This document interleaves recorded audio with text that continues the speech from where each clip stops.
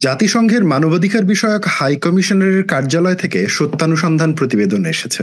সেই প্রতিবেদনে উল্লেখ করা হয়েছে, জুলাই মাসে এবং অগস্ট মাসে বাংলাদেশের নাগরিকের উপরে রাষ্ট্রীয় ক্ষমতা কাঠামো ব্যবহার করে কী ধরনের হিউম্যান রাইটস ভায়োলেশনের কার্যক্রম ঘটেছে। 5 আগস্ট পূর্ববর্তী সময় এবং 5 আগস্টের পরবর্তী সময়ে যে মানবাধিকার লঙ্ঘনের ঘটনাগুলো ঘটেছে তা নিয়ে এই রিপোর্টে বিস্তারিত আলোকপাত করার পাশাপাশি কিছু সুপারিশও জ্ঞাপন করেছেন, যার মাধ্যমে বাংলাদেশের মানবাধিকার পরিস্থিতির কাঠামোগত উন্নয়নে যাতে সরকার কাজ করে সেই প্রত্যাশাও ব্যক্ত করা হয়েছে। পাশাপাশি বাংলাদেশ এই মুহূর্তে অনেকগুলো বিষয় নিয়ে আলাপ আলোচনা চলছে। তার মধ্যে একটা, যেমন জুলকারনাইন শায়ের ভাইয়ের একটা স্ট্যাটাসই রেফারেন্স করতে চাচ্ছি, সেখানে ওরা 14 জন বলে একটা নতুন ফ্রেমের কথা বলা হয়েছে, যেখানে 14 জন রহস্যময় মানুষের কথা বলা হচ্ছে যারা নাকি নানা রকম রাজনৈতিক কর্মকাণ্ডে জড়িত, এবং এখানে অনেক মানবাধিকার কর্মীও নাকি জড়িত। বরাবরই একটা বিতর্ক রয়েছে যে মানবাধিকার কর্মীরা যেমন মানবাধিকার নিয়ে কাজ করেন, আবার পাশাপাশি তারা রাজনীতির সাথেও রাজনৈতিক এজেন্ডা বাস্তবায়নেও কাজ করেন। কোনো ভ্যালু পজিশন নিচ্ছি না, কোনটা সঠিক কোনটা ভুল সেই পদ্ধতিতেও আমরা যাচ্ছি না। তবে কিছু প্রশ্ন রয়েছে, আর এই প্রশ্নগুলো খুবই জরুরি। এই জরুরি প্রশ্নগুলো নিয়ে আলাপ করবার জন্য আজকে দ্য গ্লোবালিস্ট পডকাস্টে আমার অতিথি হিসেবে আমার সাথে যুক্ত হয়েছেন জনাব রেজাউর রহমান লেলিন। লেলিন তিনি একজন মানবাধিকার কর্মী। আপনারা যারা বাংলাদেশের মানবাধিকার নিয়ে খোঁজখবর রাখেন এবং অতি সাম্প্রতিক সময়ে জুলাই গণ অভ্যুত্থানের সময় কার কি ভূমিকা ছিল এই সম্পর্কিত জুলকারনাইন শায়ের স্ট্যাটাস দেখেন, সেখানে একজন মানবাধিকার কর্মীর কথা উল্লেখ করা হয়েছে, যিনি এই আন্দোলনরত শিক্ষার্থীদেরকে সাহায্য করার জন্য এগিয়ে এসেছিলেন। আমি সেই লেলিনের কথাই বলছি। আবার তার কথা খোমেনি এহসানের লেখাতেও এসছে, যেখানে খোমেনি এহসান লেলিনকে নিয়ে সন্দেহ প্রকাশ করেছে। আমার কাছে লেলিন ভাই একজন পছন্দের মানুষ, আবার একজন রহস্যময় মানুষও বটে। সো আমি লেলিন ভাইকে আজকে আমার এই পডকাস্ট হতে অনেকগুলো প্রশ্ন করব, এবং প্রিয় দর্শক শ্রোতা বন্ধুরা, আপনারা যারা শুনছেন, আমি আসিফ বিন আলী আপনাদের সাথে যুক্ত হচ্ছি আমেরিকার আটলান্টা শহর থেকে, এবং এই গ্লোবালিস্ট পডকাস্টটি যৌথভাবে পরিবেশন করা হচ্ছে বাংলা আউটলুকের পক্ষ থেকেও। প্রিয় লেলিন ভাই, আপনাকে স্বাগত আমার এই শোতে যুক্ত হওয়ার জন্য। ধন্যবাদ আপনাকে সকলকে, এবং আপনাকে বিশেষভাবে ধন্যবাদ একটা বিস্তারিত ভূমিকা প্রদান করবার জন্য। লেলিন ভাই, আপনার কাছে আমি প্রথমেই যে বিষয়টা নিয়ে জানতে চাচ্ছি যে আপনি নিজে হিউম্যান রাইটস অ্যাক্টিভিজমের সাথে জড়িত, এই এরিয়াতে গবেষণার সাথে জড়িত, ফলে বাংলাদেশের হিউম্যান রাইটসের ভেতর বাহির আপনি অনেকটাই জানেন। এই এরিয়াতে যারা কাজ করেন তাদের অনেকের সাথেই আপনি সরাসরি কাজ করেছেন, এবং সেই প্রেক্ষিতে আপনার যে লিভড এক্সপেরিয়েন্স তা অনেক বেশি, এবং আমি সেই লিভড এক্সপেরিয়েন্সকে মাথায় রেখেই বলছি। তো আমরা মানবাধিকার সম্পর্কিত বাংলাদেশ সিচুয়েশনের বিতর্কে যাব, কিন্তু রিসেন্টলি জুলকারনাইন শায়ের তিনি একটা স্ট্যাটাস লিখেছেন, বেশ কয়েকটা স্ট্যাটাস লিখেছেন, এবং সেখানে জুলাই অভ্যুত্থানের সময় কারা কি ভূমিকা পালন করেছেন তাদের ব্যাপারে আলোকপাত করেছেন। পরবর্তী সময় আমরা দেখতে পাচ্ছি যে জুলাই অভ্যুত্থানের পরবর্তীতে যে নতুন সরকার গঠিত হয়েছে এবং এখনকার যে অস্থিতিশীলতা, এবং সেই অস্থিতিশীলতায় কারা ক্রীড়ানকের ভূমিকা পালন করছে, এরকম নানা ধরনের ফ্রেমিং আমরা দেখতে পাচ্ছি। নেত্র নিউজের যিনি সম্পাদক রয়েছেন, তিনি সাম্প্রতিক সময় একটা স্ট্যাটাসে বলেছেন যে বাংলাদেশকে নিয়ে যে চক্রান্তগুলো হচ্ছে সেখানে মানে ফেদাইনদেরকে দিয়ে আশপাশের মানে রাজনৈতিক অবস্থাকে আরো অস্থিতিশীল করা, এরকম নানা অভিযোগ আসছে। তো আমরা সত্যি কথা বলতে কি সোশ্যাল মিডিয়াতে একটা কি বলবো যে একটা হাইট ইন্টেন্স ডিবেটের মধ্য দিয়ে যাচ্ছে। আমার এই সম্পর্কে, আমি একজন শুধুমাত্র অবজারভার, আমার কোনো ইনসাইডেড নিউজও নেই, বাট অনেকেই মনে করে থাকেন আপনি অনেক কিছু জানেন ইনসাইডের।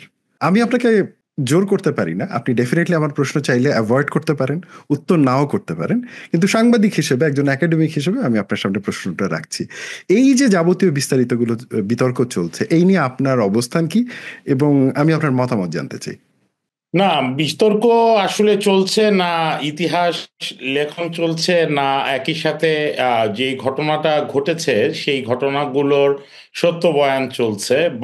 সত্যের আবার আংশিক সত্য হতে পারে এবং আংশিক মিথ্যাও হতে পারে, সেই জিনিসগুলো সবকিছুই হতে পারে, মানে পোটেনশিয়াল পসিবিলিটি নানান মাত্রায় নানান দিকে থাকতে পারে। তো এখন কি চলছে সেটা নিয়ে আসলে কোনো স্পেসিফিক কোনো লেখালেখি নিয়ে যদি কোনো প্রশ্ন থাকে বা আলাপ থাকে তাহলে সেটা আমরা করতে পারি, কিন্তু আসলে সোশ্যাল মিডিয়া বা সামাজিক যোগাযোগ মাধ্যমে যিনি লেখেন তার যেটা লেখা হয় তার নিজের ওয়াল থেকে, সেটার দায় আসলে তার।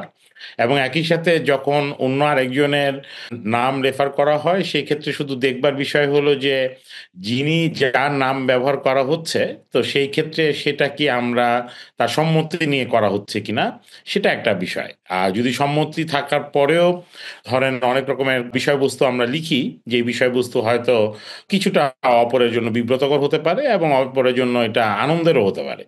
তো সেই দিক থেকে আসলে স্পেসিফিক্যালি যদি আমরা বুঝতে চাই যে কার লেখা, কোন লেখা নিয়ে আমরা আসলে কথা বলছি, তাহলে আমার মনে হয় সেটা স্পেসিফিক হয়।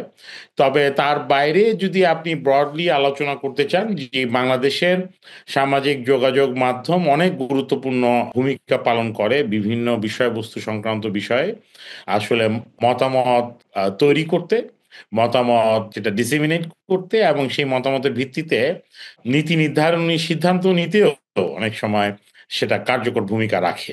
তো সেই ক্ষেত্রে দেখবার বিষয় যে আসলে মতামতকে আমরা কে কখন কোন উদ্দেশ্যে ব্যবহার করছে এবং কোন পারপাসফুলি সেই উদ্দেশ্যটা আসলে পূরণ হচ্ছে, সেটাও আসলে দেখবার বিষয়।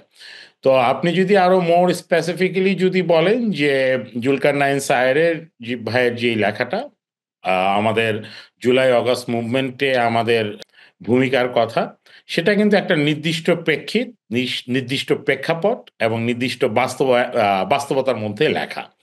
তার বাইরে কি আমাদের অন্যান্য যেই যারা আমরা যেই 4-5 জনের নাম বলা হয়েছে, তাদের বাইরে কি আসলে অন্য কেউ নাই যদি প্রশ্ন করেন, তবে দেখা যায় যে আসলে অবশ্যই থাকতে পারেন।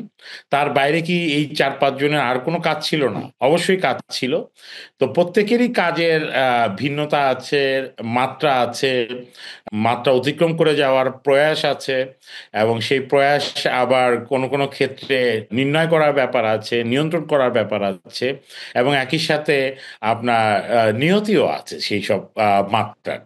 তো সেই জায়গা থেকে যদি আপনি চিন্তা করেন তাহলে দেখবেন যে যদি মনে করি সামি ভাই বা জুলকারনাইন সায়ের ভাইয়ের যে লেখা, সেই লেখাটার আসলে একটা নির্দিষ্ট আমি মনে করি প্রেক্ষাপট আছে। উদ্দেশ্য যদি বলেন তাহলে উদ্দেশ্যটা সম্পর্কে আমি ওয়াকিবহাল।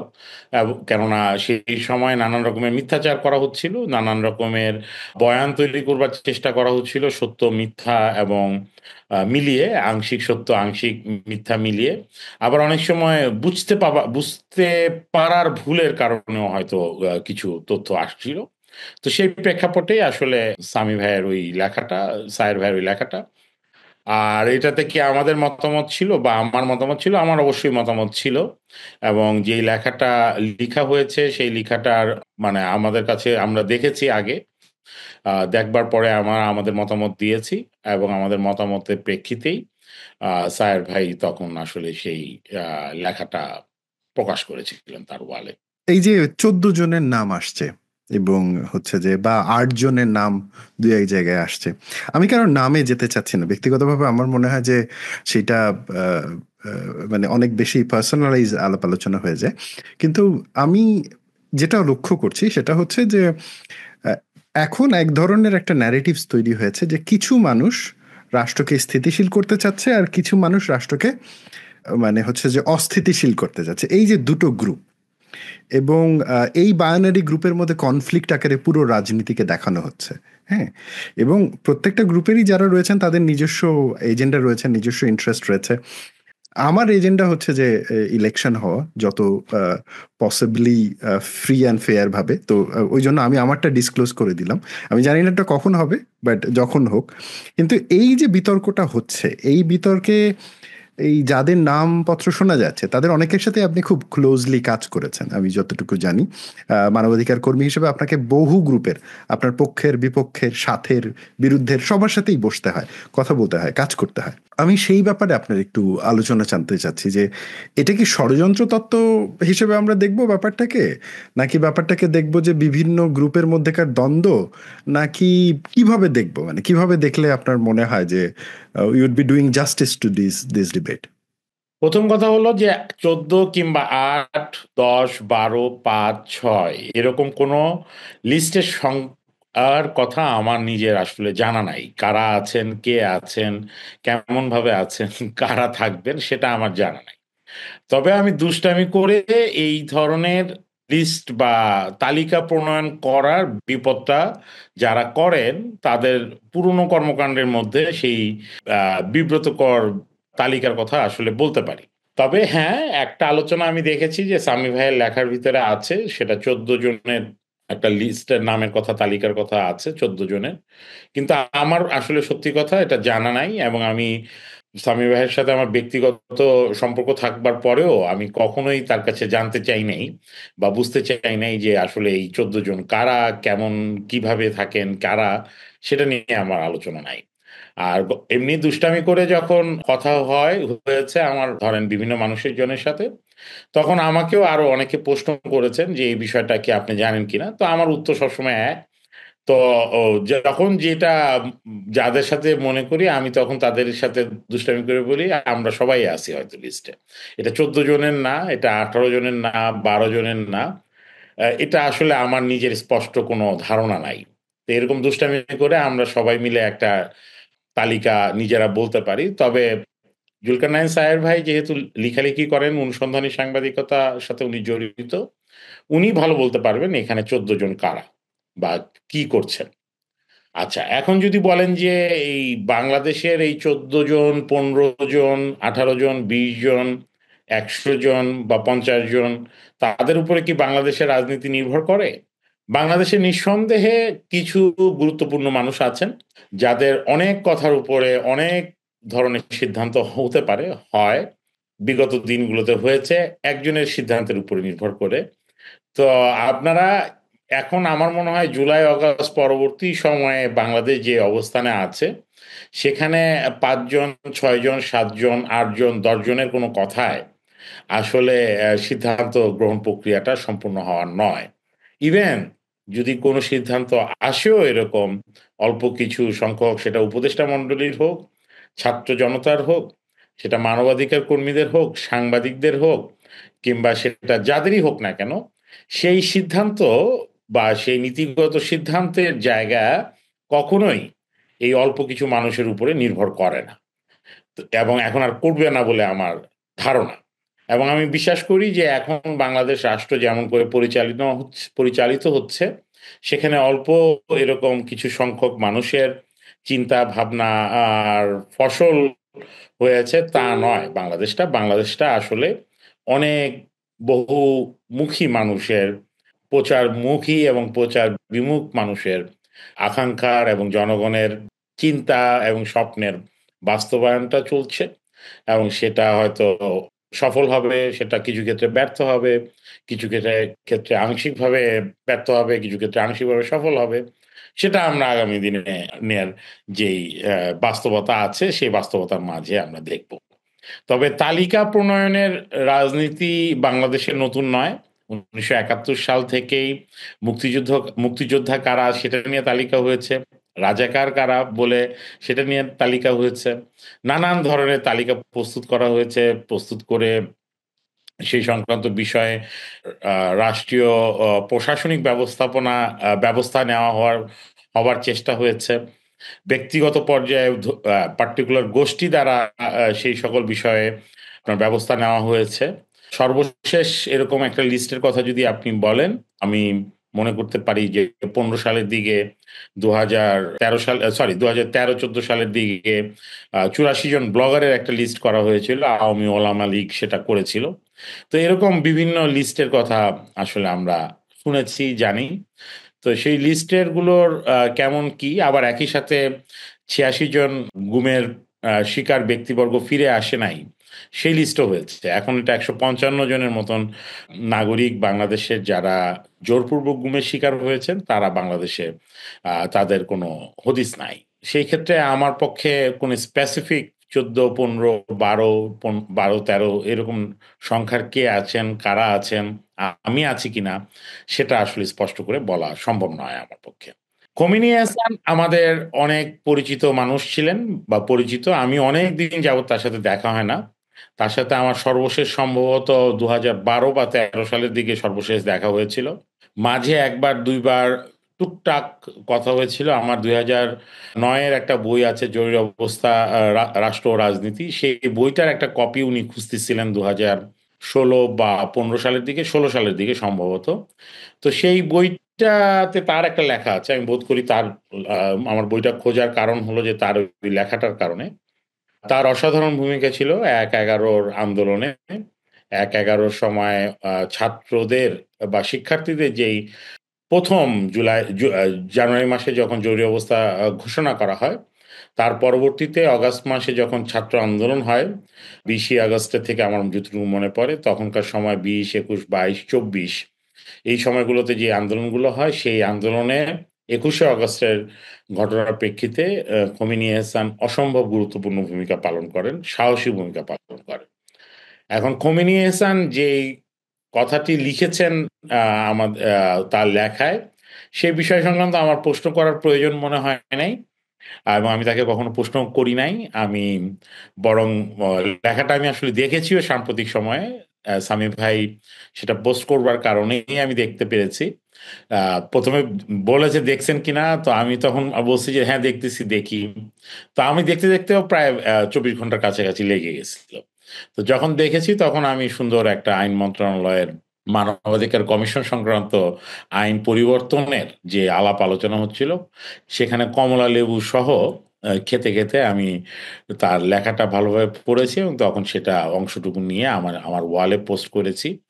এবং সেখানে আমি মনে করি যে খোমেনি হয়তো তিনি যেটা দাবি করেছেন, সেটা হয়তো উনি একসময় লিখবেন। এবং যেকোনো লেখালেখিকে আমি সাধুবাদ জানাই। সত্যর উপরে দাঁড়িয়ে যদি কিছু লেখা থাকে সেটা তিনি লিখতেই পারেন। তবে খোমেনি আহ, হাসানের সাথে আমাদের লালিন ভাই, অনেক আপনি যদি একটু কনটেক্সট দিতেন যে আপনাকে নিয়ে আসলে খোমেনি হাসান কি লিখেছে যেটা আপনি শেয়ার করেছেন এবং সেই ব্যাপারে আপনার আমার ঠিক স্পেসিফিক মনে মন্তব্য। নাই। তিনি একটা জিনিস বলবার চেষ্টা করেছেন যে আ আমাদের যিনি একসময় ওয়ার্কার্স পার্টি করতেন, আমাদের নুরুল ইসলাম ছোটন, তিনি এখন ব্যবসা করেন যতটুকু আমি জানি। তার সাথে মিলে তাকে ঘিরেই একটা স্ট্যাটাস উনি লিখেছিলেন। মূলত লেখাটা সেই স্ট্যাটাসকে ঘিরেই। তো সেই স্ট্যাটাসকে ঘিরে তিনি লিখতে যেয়ে সেখানে আমার নামটা একদম শেষের দিকে আমি দেখেছি যে উনি বসিয়েছেন। তো সেখানে তিনি বলবার চেষ্টা করেছিলেন যে বাংলাদেশের রাজনীতির নেপথ্যের মানুষদের নিয়ে অনেক বিস্তারিত কাজ করবার আছে। এবং তিনি চাইলে নুরুল ইসলাম ছোটন যিনি আছেন তার সাথে ১ম আলোর যে অবস্থান সেখানে আমার মতন এনজিও কর্মী যারা আছেন তাদের সাথেও তিনি নিয়েও লিখতে পারেন। তো এরকম একটা মানে কথা তিনি বলেছেন। তো আমি সেটাতে মনে করি যে যেহেতু আমার নাম উনি প্রথমত লেখাটার সময় লেলিন বানানটা ভুল করেছেন। তো উনি ময়মনসিংহের কিনা আমি জানি না। ময়মনসিংহের লোকজন আমার নামের উচ্চারণটা একটু ভুল করেন। এটা একটা সমস্যা। কিন্তু সেটা সমস্যা না। আমি একই সাথে মনে করি যে আমি তখন লিখেছিলাম ভ্লাদিমির ইলিচ লেনিন অপেক্ষায় রয়েছেন রুহুল্লাহ খোমেনির। তো এরকম একটা স্ট্যাটাস আমি লিখেছি। সেটা লিখবার কারণ হলো যে খোমেনি অনেকদিন দেখা নাই কি লিখতে কি লিখছেন, অনেকদিন কেমন কি লেখেন আমার ঠিক পরিচয় নাই তার কার্যক্রম সম্পর্কে এখন কি করছেন। যতদূর সম্ভবত জানি যে উনি চায়নার কোনো একটা শহরে পড়তে গিয়েছিলেন। সেখানে সম্ভবত পড়ালেখা শেষ করেছেন। এখন কোথায় থাকেন? দেশে থাকেন না দেশের বাইরে থাকেন? সেটা আমার জানা নাই। উনার সাথে আমাদের অনেক আগে ৭, ৮ সাল, ৯ সালের দিকে দেখা হতো। তারপরে দীর্ঘ বিরতির পর আমিও দেশের বাইরে চলে গিয়েছিলাম। তো আমার দেশের বাইরে আসার থেকে ফিরে আসার পরে তার সাথে ১ বার বা ২ বার হয়তো আমার দেখা হয়েছে। আমার তো স্পষ্ট মনে নাই। তবে একটা জিনিস বলা যেতে পারে যে ১ম ঘটনা হলো যে আমি কোনো এনজিও কখনো করি নাই। এবং এনজিওর ঢাকা শহরের কেউ বলতে পারবে না যে এনজিও করে ঢাকা শহরের কারোর পয়সায় রেজাউর রহমান লেলিন মানবাধিকার কর্মকাণ্ড বাস্তবায়ন করতে গেছেন। আমি মূলত জীবিকা নির্বাহের জন্য আমি গবেষণা কাজের সাথে জড়িত থাকি। মানবাধিকার আন্দোলনে যেই ধরনের কর্মকাণ্ডগুলো আমি করি, বিশেষ করে প্রতিবাদী ভুক্তভোগীদের পাশে দাঁড়ানো বা তাদের সাথে একসাথে হাঁটাচলা করা, মুভমেন্ট করা। মুভমেন্টটা হলো বিভিন্ন জায়গায় চলাফেরা করা এবং একই সাথে আন্দোলন যখন করতে হয়, সামাজিক, রাজনৈতিক আন্দোলন, মানবাধিকার সংক্রান্ত, সেই সময় যেই আন্দোলনটা আমাকে করতে হয় সেটা কিন্তু আমার আ কোনো আর্থিক প্রণোদনা বা কোনো জীবিকা নির্বাহের জন্য আমি করি না। আমার গবেষণার কাজের ক্ষেত্রগুলো নানান ক্ষেত্রে অনেক বিস্তর। সেগুলো আমার সবসময় থাকে এটাও কেউ বলতে পারবে না। আর সেটা সবসময় নির্দিষ্ট মাত্রায় থাকে। বছরে হয়তো 2-3 মাস বা 4 মাস আমাকে কাজ করতে হয় বা আমি কাজ পাই। সেই কাজের উপরে নির্ভর করে আমি বাকি বছরটা চালাই আমার নিজের। আমি যখন বিবাহিত ছিলাম না, অবিবাহিত ছিলাম, তখনও আমার যে অবস্থা ছিল, বিবাহিত থাকার পরেও আমার অবস্থাটা মোটামুটি একই রকমই আছে। অবিবাহিত থাকাকালীন সময়ে একটা বিস্তর সময় প্রায় ৭.৫ বছর, ৬ বছর, ৮ বছরের মতন আমি বিভিন্ন দেশে ছিলাম। ৭.৫ বছর, ৮ বছরের মতন। ৪ টা দেশে, ৩ টা উপমহাদেশের দিকে, ৩ টা মহাদেশের ভিতরে। তো সুতরাং সেই ক্ষেত্রে আমার পক্ষে সম্ভব ছিল না যে আসলে মানে অতিরিক্ত অঢেল অর্থ সম্পদ নিয়ে মানবাধিকার আন্দোলনের পাশে যেয়ে দাঁড়ানো। তবে আমি সবসময় চেষ্টা করেছি, আমি যখন থেকে আমি নিজেকে মানবাধিকার কর্মী বলে ঘোষণা দিয়েছি বলি, আমি সবসময় ইন্ডিপেন্ডেন্ট থেকেছি। বিয়ের আগে ৩ মাস আমি একটা সংগঠনে কাজ করেছিলাম। কেননা শ্বশুরবাড়িতে অন্তত বলতে হয় যে, "ছেলে কি করে?" মানবাধিকার আন্দোলন করে, মানবাধিকার কর্মী আমাদের সমাজে সেটা খুব গুরুত্বপূর্ণ পরিচয় বলে মনে করেন না। আমি বিশ্ববিদ্যালয়ে শিক্ষকতাও করেছি, আইন পড়িয়েছি, আ ব্যবসা এবং আইন সংক্রান্ত বিষয়গুলো নিয়ে পড়িয়েছি। ভূমি আইন নিয়ে পড়ালেখা করেছি, কনস্টিটিউশনাল ল পড়িয়েছি, কম্পারেটিভ কনস্টিটিউশনাল ল। তো সেই জায়গাগুলো আমার মানে একটা প্রায় বছর ২ এর বিশ্ববিদ্যালয়ে শিক্ষকতার অভিজ্ঞতা আছে।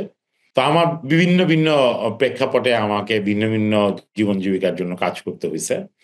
আ এবং ফুল টাইম কখনো আমি কোনো কন্ট্রাকচুয়াল অব্লিগেশন এ থাকি নাই। হাইয়েস্ট হয়তো আমার ৩ মাস, ৪ মাস এরকম কন্ট্রাকচুয়াল অব্লিগেশন এ আমি থাকি। এখনো থাকি। গত ১৭-১৮ বছর যাবৎ আমি এরকম ভাবেই থাকি। সেই দিক থেকে আমি বলতে পারি যে খোমেনি হাসান যেরকম এনজিও বলে যে একটা টান দিয়েছে, যে এনজিওনাইজেশন বাংলাদেশে হয়েছে এটা নিয়ে কোনো সন্দেহ নাই। আ আমি খোমেনির এই স্পিরিটটার সাথে একমত। কিন্তু আমার সাথে যখন এটাকে মিলিয়ে এনজিও বলে আমাকে বলা হয়, তখন আমি একটু অপমানিত বোধ করি। এবং তার মতন একজন বুদ্ধিমান মানুষ, এবং আমি তাকে যখন সর্বশেষ দেখেছি, তখন তার বুদ্ধির আমি তারিফ করতাম। এবং আমি জানি না যে এখন উনি কোন প্রেক্ষাপটে এটা বলেছেন। আমি কখনো এনজিও করি নাই, এবং বাংলাদেশের ঢাকা শহরে কেউ বলতে পারবে না এনজিওর কাজ করে আমি জীবিকা নির্বাহ করি। এনজিওর কাজে আমার ঢাকা শহরে যদি সর্বশেষ আমার মনে পড়ে ৳২৫,০০০ এবং ১০% ট্যাক্স দিয়ে ৳২২,৫০০ আমার ইনকাম হয়েছে ঢাকার কোনো যারা এনজিও বলে রেজিস্টার্ড। এর বেশি কোনো টাকা আমার কখনো ইনকাম হয়েছে এটা কেউ বলতে পারবে না। আমি আন্তর্জাতিক সংগঠনের নানান সংগঠন, এমন কোনো সংগঠন নাই যারা মানবাধিকার নিয়ে কাজ করেন। তাদের সাথে আমার কাজ করার সৌভাগ্য হয় নাই, বা আমার সম্মতি ছিল না, বা আমার আসলে সক্ষমতা ছিল না, এটা আমি বলতে পারব না। আমি বাংলাদেশের আন্তর্জাতিক পরিসরে যেই সংগঠনগুলো বাংলাদেশে কাজ করে, আন্তর্জাতিক অপরাধ আদালত থেকে শুরু করে human rights watch, amnesty international, committee to protect journalist, FIDH যাদের নাম বলেন, তাদের আমার সবার সাথে কাজ করবার সক্ষমতা ছিল, করেছি, করছি, এবং আশা করি আগামীতেও করতে পারব।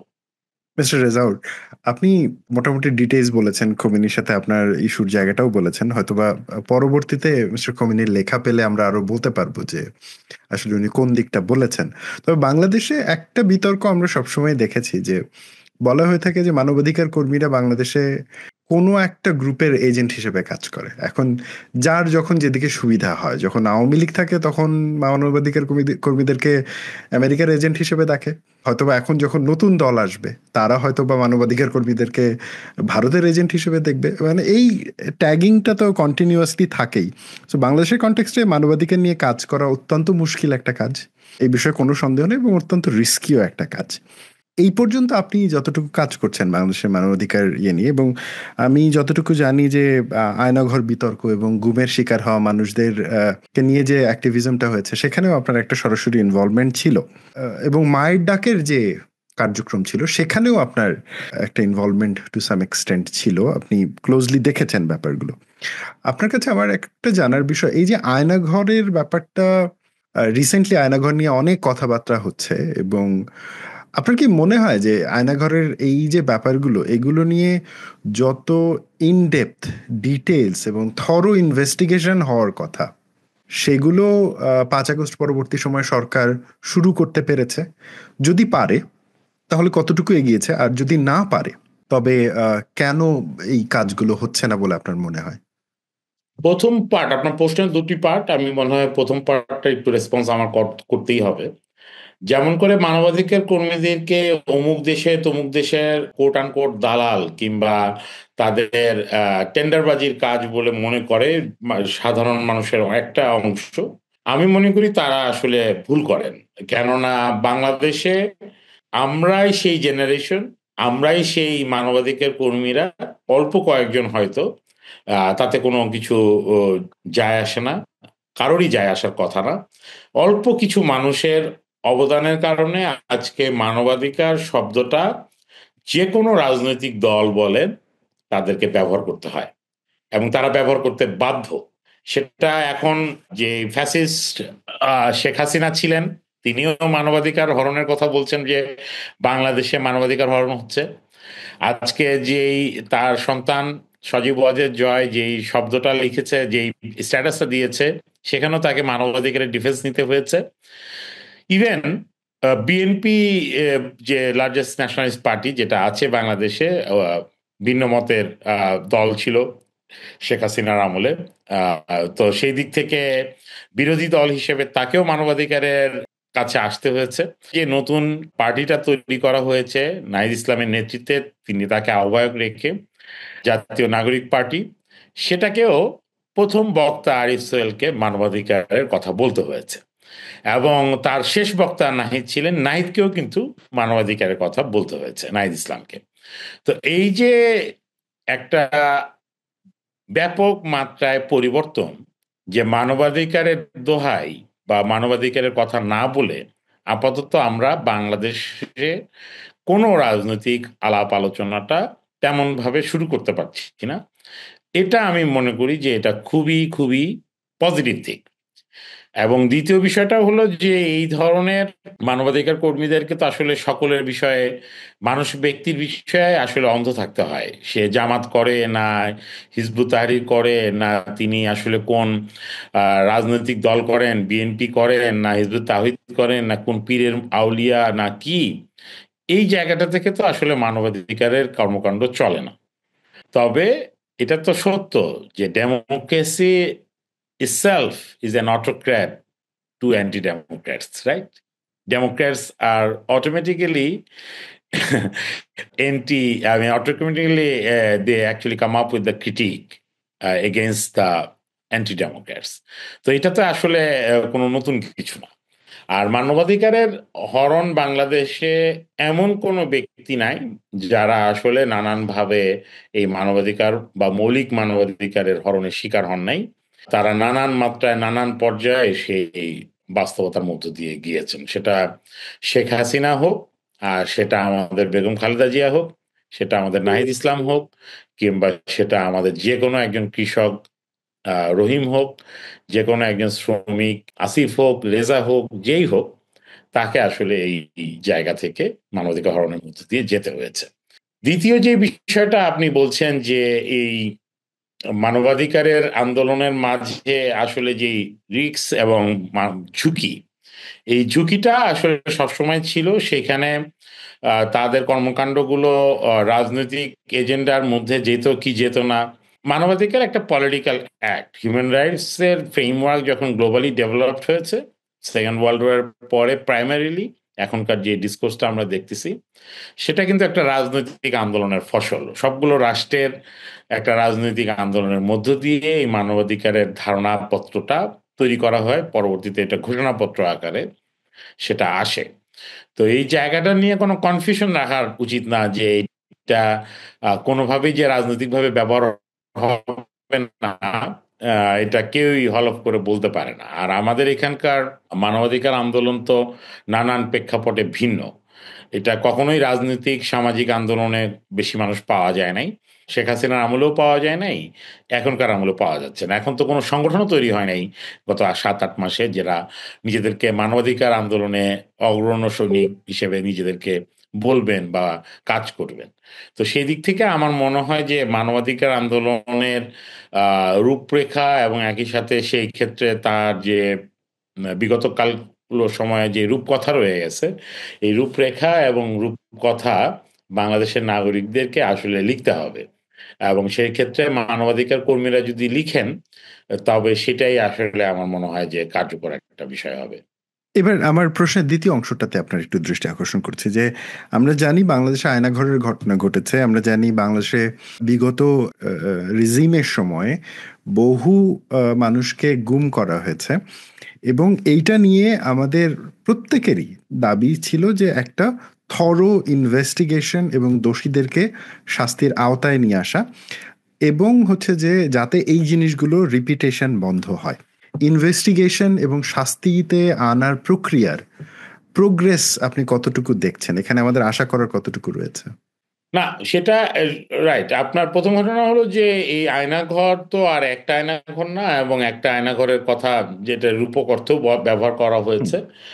তো আমার মনে হয় যে এইটা সংক্রান্ত বিষয়ে যেই পার্টিকুলার কমিশন আছে তাদের দায় দায়িত্ব আছে, একই সাথে ইন্টারন্যাশনাল ক্রাইমস ট্রাইব্যুনালের দায় দায়িত্ব আছে, এবং যারা সেনাবাহিনীতে আছেন এখন বর্তমানে ক্ষমতা ভোগ করছেন, তাদের দায় দায়িত্ব আছে নিজেদেরকে পরিষ্কার পরিচ্ছন্ন করার, যেহেতু পরিষ্কার পরিচ্ছন্নতা কিছুটা ইমানের অঙ্গ বলে আমরা জানি।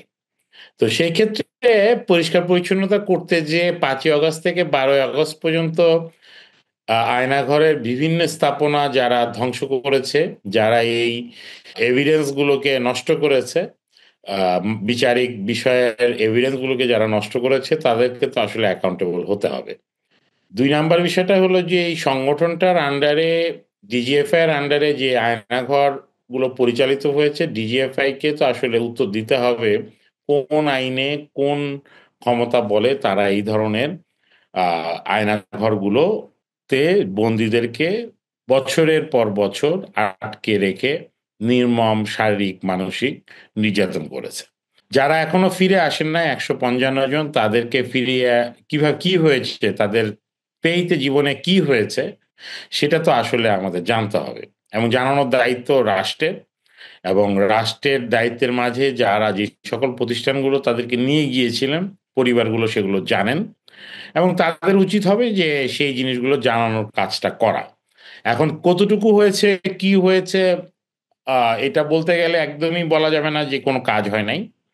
অনেক গুরুত্বপূর্ণ কাজ হয়েছে, এবং আমি যতটুকু খবর রাখি, যারা কর্মকর্তা আছেন বা মেম্বার আছেন কমিশনের, গুম সংক্রান্ত বিষয়ে কমিশনের এবং আন্তর্জাতিক অপরাধ আদালতের, সেক্ষেত্রে আমি জানি যে অনেকগুলো বিষয় তারা অনেক কিছু খুব পরিষ্কারভাবে বুঝতে পেরেছেন, অনেকগুলো কেসের বিষয়ে তারা পরিষ্কার ধারণা রাখেন।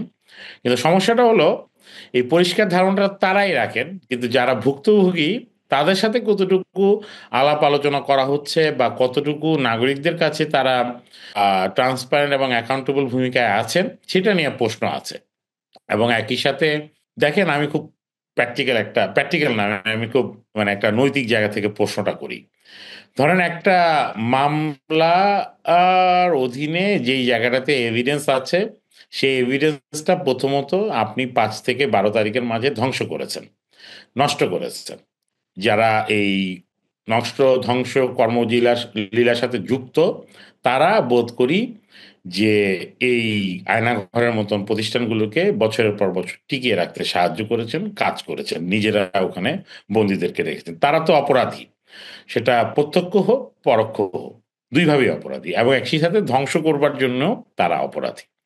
এখন কাদের সরকারের ক্ষমতায় থাকা অবস্থায় তারা এই জিনিসগুলো করতে পারলো, তারাও কি অপরাধী হবে কিনা পরোক্ষভাবে, সেটা একটা প্রশ্ন আপনি করতেই পারেন, এবং আন্তর্জাতিক আইন এবং বাংলাদেশের আইনও সেটা আপনাকে এই প্রশ্ন করতে আহ্বান জানায়। দ্বিতীয় বিষয়টা হলো যে এখন এইখানে যারা মানে এই প্রক্রিয়াটার মধ্য দিয়ে সত্য উদ্ঘাটন করা, বিচার প্রক্রিয়াটা সম্পূর্ণ করা, তারা কি সেটা করতে পারবেন? যদি করতে না পারেন, তারা কি তাহলে ধারাবাহিক মানবতা বিরোধী অপরাধের সাথে যে যুক্ত হবেন, যেহেতু তারা এই বিচারটা করতে পারেন নাই বা করতে পারছেন না? তাহলে সেটাও একটা প্রশ্ন আকারে আন্তর্জাতিক আইন এবং বাংলাদেশের আইন কিন্তু আসলে সেই প্রশ্ন করতে আপনাকে আহ্বান জানায়। এবং সর্বশেষে আসেন, যদি বিচার প্রক্রিয়া সম্পূর্ণ হয় এবং শাস্তিও হয় কয়েকজনের, তাতেও কি আসলে পরিবারগুলো সত্য জানতে পারবে? সত্য জানানোর প্রক্রিয়াটা অনেক জটিল, অনেক কঠিন। এবং অনেকটা পথ হাঁটতে হয়। ততটুকু পথ আমরা এখনো হাঁটি নাই, 7 মাস যথেষ্ট সময় না, কিন্তু কিছুটা কর্মকাণ্ডের মধ্য দিয়ে সেটা হয়তো প্রকাশ পায়। কিন্তু তারপরেও আমাদেরকে আশ্বাস এবং বিশ্বাসটা রাখতে হবে যে, এবং তীক্ষ্ণ আলো রাখতে হবে তাদের প্রতি, যেখানে তারা যেন এই কাজটা সম্পূর্ণ করতে পারেন। এখন এই সম্পূর্ণকরণ প্রক্রিয়াটাও আবার স্বচ্ছ, নিরপেক্ষ এবং একই সাথে একটা অ্যাকাউন্টেবল জায়গায় এবং বৈষম্যবিহীন একটা অবস্থায় এই কাজটা করতে হবে। তো কাজ এবং দায়িত্ব, অধিকার এবং দায়িত্ব কিন্তু আসলে যারা এখন দায় দায়িত্বে আছেন তাদের অধিকার আছে, একই সাথে ব্যাপক মাত্রায় দায় দায়িত্ব রয়েছে। তো সেই দায় দায়িত্বটা পালন করবার ক্ষেত্রে প্রতিবাদী ভুক্তভোগী যারা প্রতিনিয়ত আন্দোলন করছেন তারা হয়তো আরো ভালো বলতে পারবেন। তবে আমি তাদের সাথে কথাবার্তা বলে বুঝি তারা আসলে অস্থির হয়ে আছেন। তারা অলরেডি ভীতিকর অবস্থায় আছেন। অনেকে ভয় দেখাচ্ছেন তাদেরকে, অনেকে নানান রকমের লোভে ফেলতে চাচ্ছেন এবং অনেকে তাদেরকে বলছেন নীরবতা পালন করতে। এরকম একটা অবস্থায় যদি আসলে প্রতিবাদী ভুক্তভোগীরা থাকে আয়নাঘরকে কেন্দ্র করে বা জোরপূর্বক গুমকে কেন্দ্র করে, তাহলে নিঃসন্দেহে মানবাধিকার কর্মী হিসেবে আমাকে প্রশ্ন করতে হবে, তাহলে আমি কি করছি? আমি কি আমার দায় দায়িত্ব পালন করছি? তো সেদিক থেকে যদি ধরেন তাহলে দেখা যাবে যে এখানে ব্যাপক মাত্রায় বাংলাদেশের নাগরিকদের দায় দায়িত্বে অবহেলা আছে। সেটা মানবাধিকার কর্মী হিসেবে আমারও আছে এবং একই সাথে যারা আইন শৃঙ্খলা বাহিনীর দায়িত্বে আছেন, যারা বিচারালয়ের দায়িত্বে আছেন, যারা নানান রকমের অ্যাপয়েন্টেড কমিশনার আছেন, তাদেরও হয়তো এই দায় নিতে হবে। তবে এই দায়টা যেন বেশি নিতে না হয়, দায়টা যেন বেশি সময় ধরে নিজেদের ঘাড়ে রাখতে না হয়, সেটার জন্য আমাদের অতিরিক্ত মাত্রায় কাজ করবার সুযোগ রয়েছে এবং সেই কাজটা আমাদের সম্পূর্ণ করতেই হবে। আমি আপনার কথা শুনে যে জিনিসটা একটা পয়েন্ট নিতে চাচ্ছি এবং যেটা আপনি স্পষ্ট করেই বলেছেন, বাংলাদেশের আইন শৃঙ্খলা রক্ষাকারী বাহিনী, পুলিশের যেমন ইনভলভমেন্ট ছিল, সেখানে ডিজিএফআই এর ইনভলভমেন্ট ছিল এবং হচ্ছে যে টু সাম এক্সটেন্ট মিলিটারি এস্টাবলিশমেন্টের যে অংশটা বিগত সরকারের সাথে খুব ক্লোজলি কাজ করেছে। আমি পুরো মিলিটারিকে বলবো না, আমি বলবো যে একটা নির্দিষ্ট অংশ যেটা কাজ করেছে তাদের এখানে ইনভলভমেন্ট ছিল। আমি এই ব্যাপারে আমরা আলোচনার আগে একটু কথা বলছিলাম যে জাতিসংঘের মানবাধিকার বিষয়ক হাই কমিশনারের কার্যালয়ের যে ফ্যাক্ট ফাইন্ডিং রিপোর্টস, যেটা বাংলাদেশের জুলাই এবং আগস্ট মাসের 2000 সংগঠিত যে মানবাধিকার লঙ্ঘনের ঘটনাগুলো ঘটেছে তা নিয়ে যে রিপোর্টটা বলেছে, সেখানে একটা জায়গা অর্থাৎ 7 নম্বর সুপারিশে বলা হচ্ছে যে বেসামরিক নাগরিকদের বিরুদ্ধে সংগঠিত গুরুতর মানবাধিকার লঙ্ঘনের সাথে জড়িত অপরাধগুলিকে নিয়মিত আদালতে বিচার যাতে করা যায় তা নিশ্চিত করতে হবে এবং এই জন্য যে ধরনের আইনি কাঠামোর সংস্কার দরকার তা করতে হবে এবং এই ক্ষেত্রে যদি সামরিক বাহিনীর সদস্যরাও জড়িত থাকেন তাদেরকেও, তাদের বিরুদ্ধে এই অভিযোগগুলো বেসামরিক আদালতে আনা যাবে। এই ব্যাপারে আপনার কি মনে হয় যে এখন যে সরকারটি রয়েছেন, হ্যাঁ, তারা তো অভ্যুত্থান পরবর্তী অভ্যুত্থানের ফলাফলের সরকার, তারা কি এই সুপারিশটাকে, বিশেষ করে এই যে সামরিক বাহিনীর যে সদস্যরা জড়িত ছিলেন তাদেরকে পাবলিক প্রসিকিউশনে আনার ব্যাপারে উদ্যোগ গ্রহণ করবেন কিনা বা করার কোনো লক্ষণ বা আলাপ আলোচনা আপনি দেখতে পাচ্ছেন কিনা? যে মাত্রায় এই আলাপ আলোচনাটা করবার দরকার সেই আলাপ আলোচনাটা এখন পর্যন্ত হয় নাই।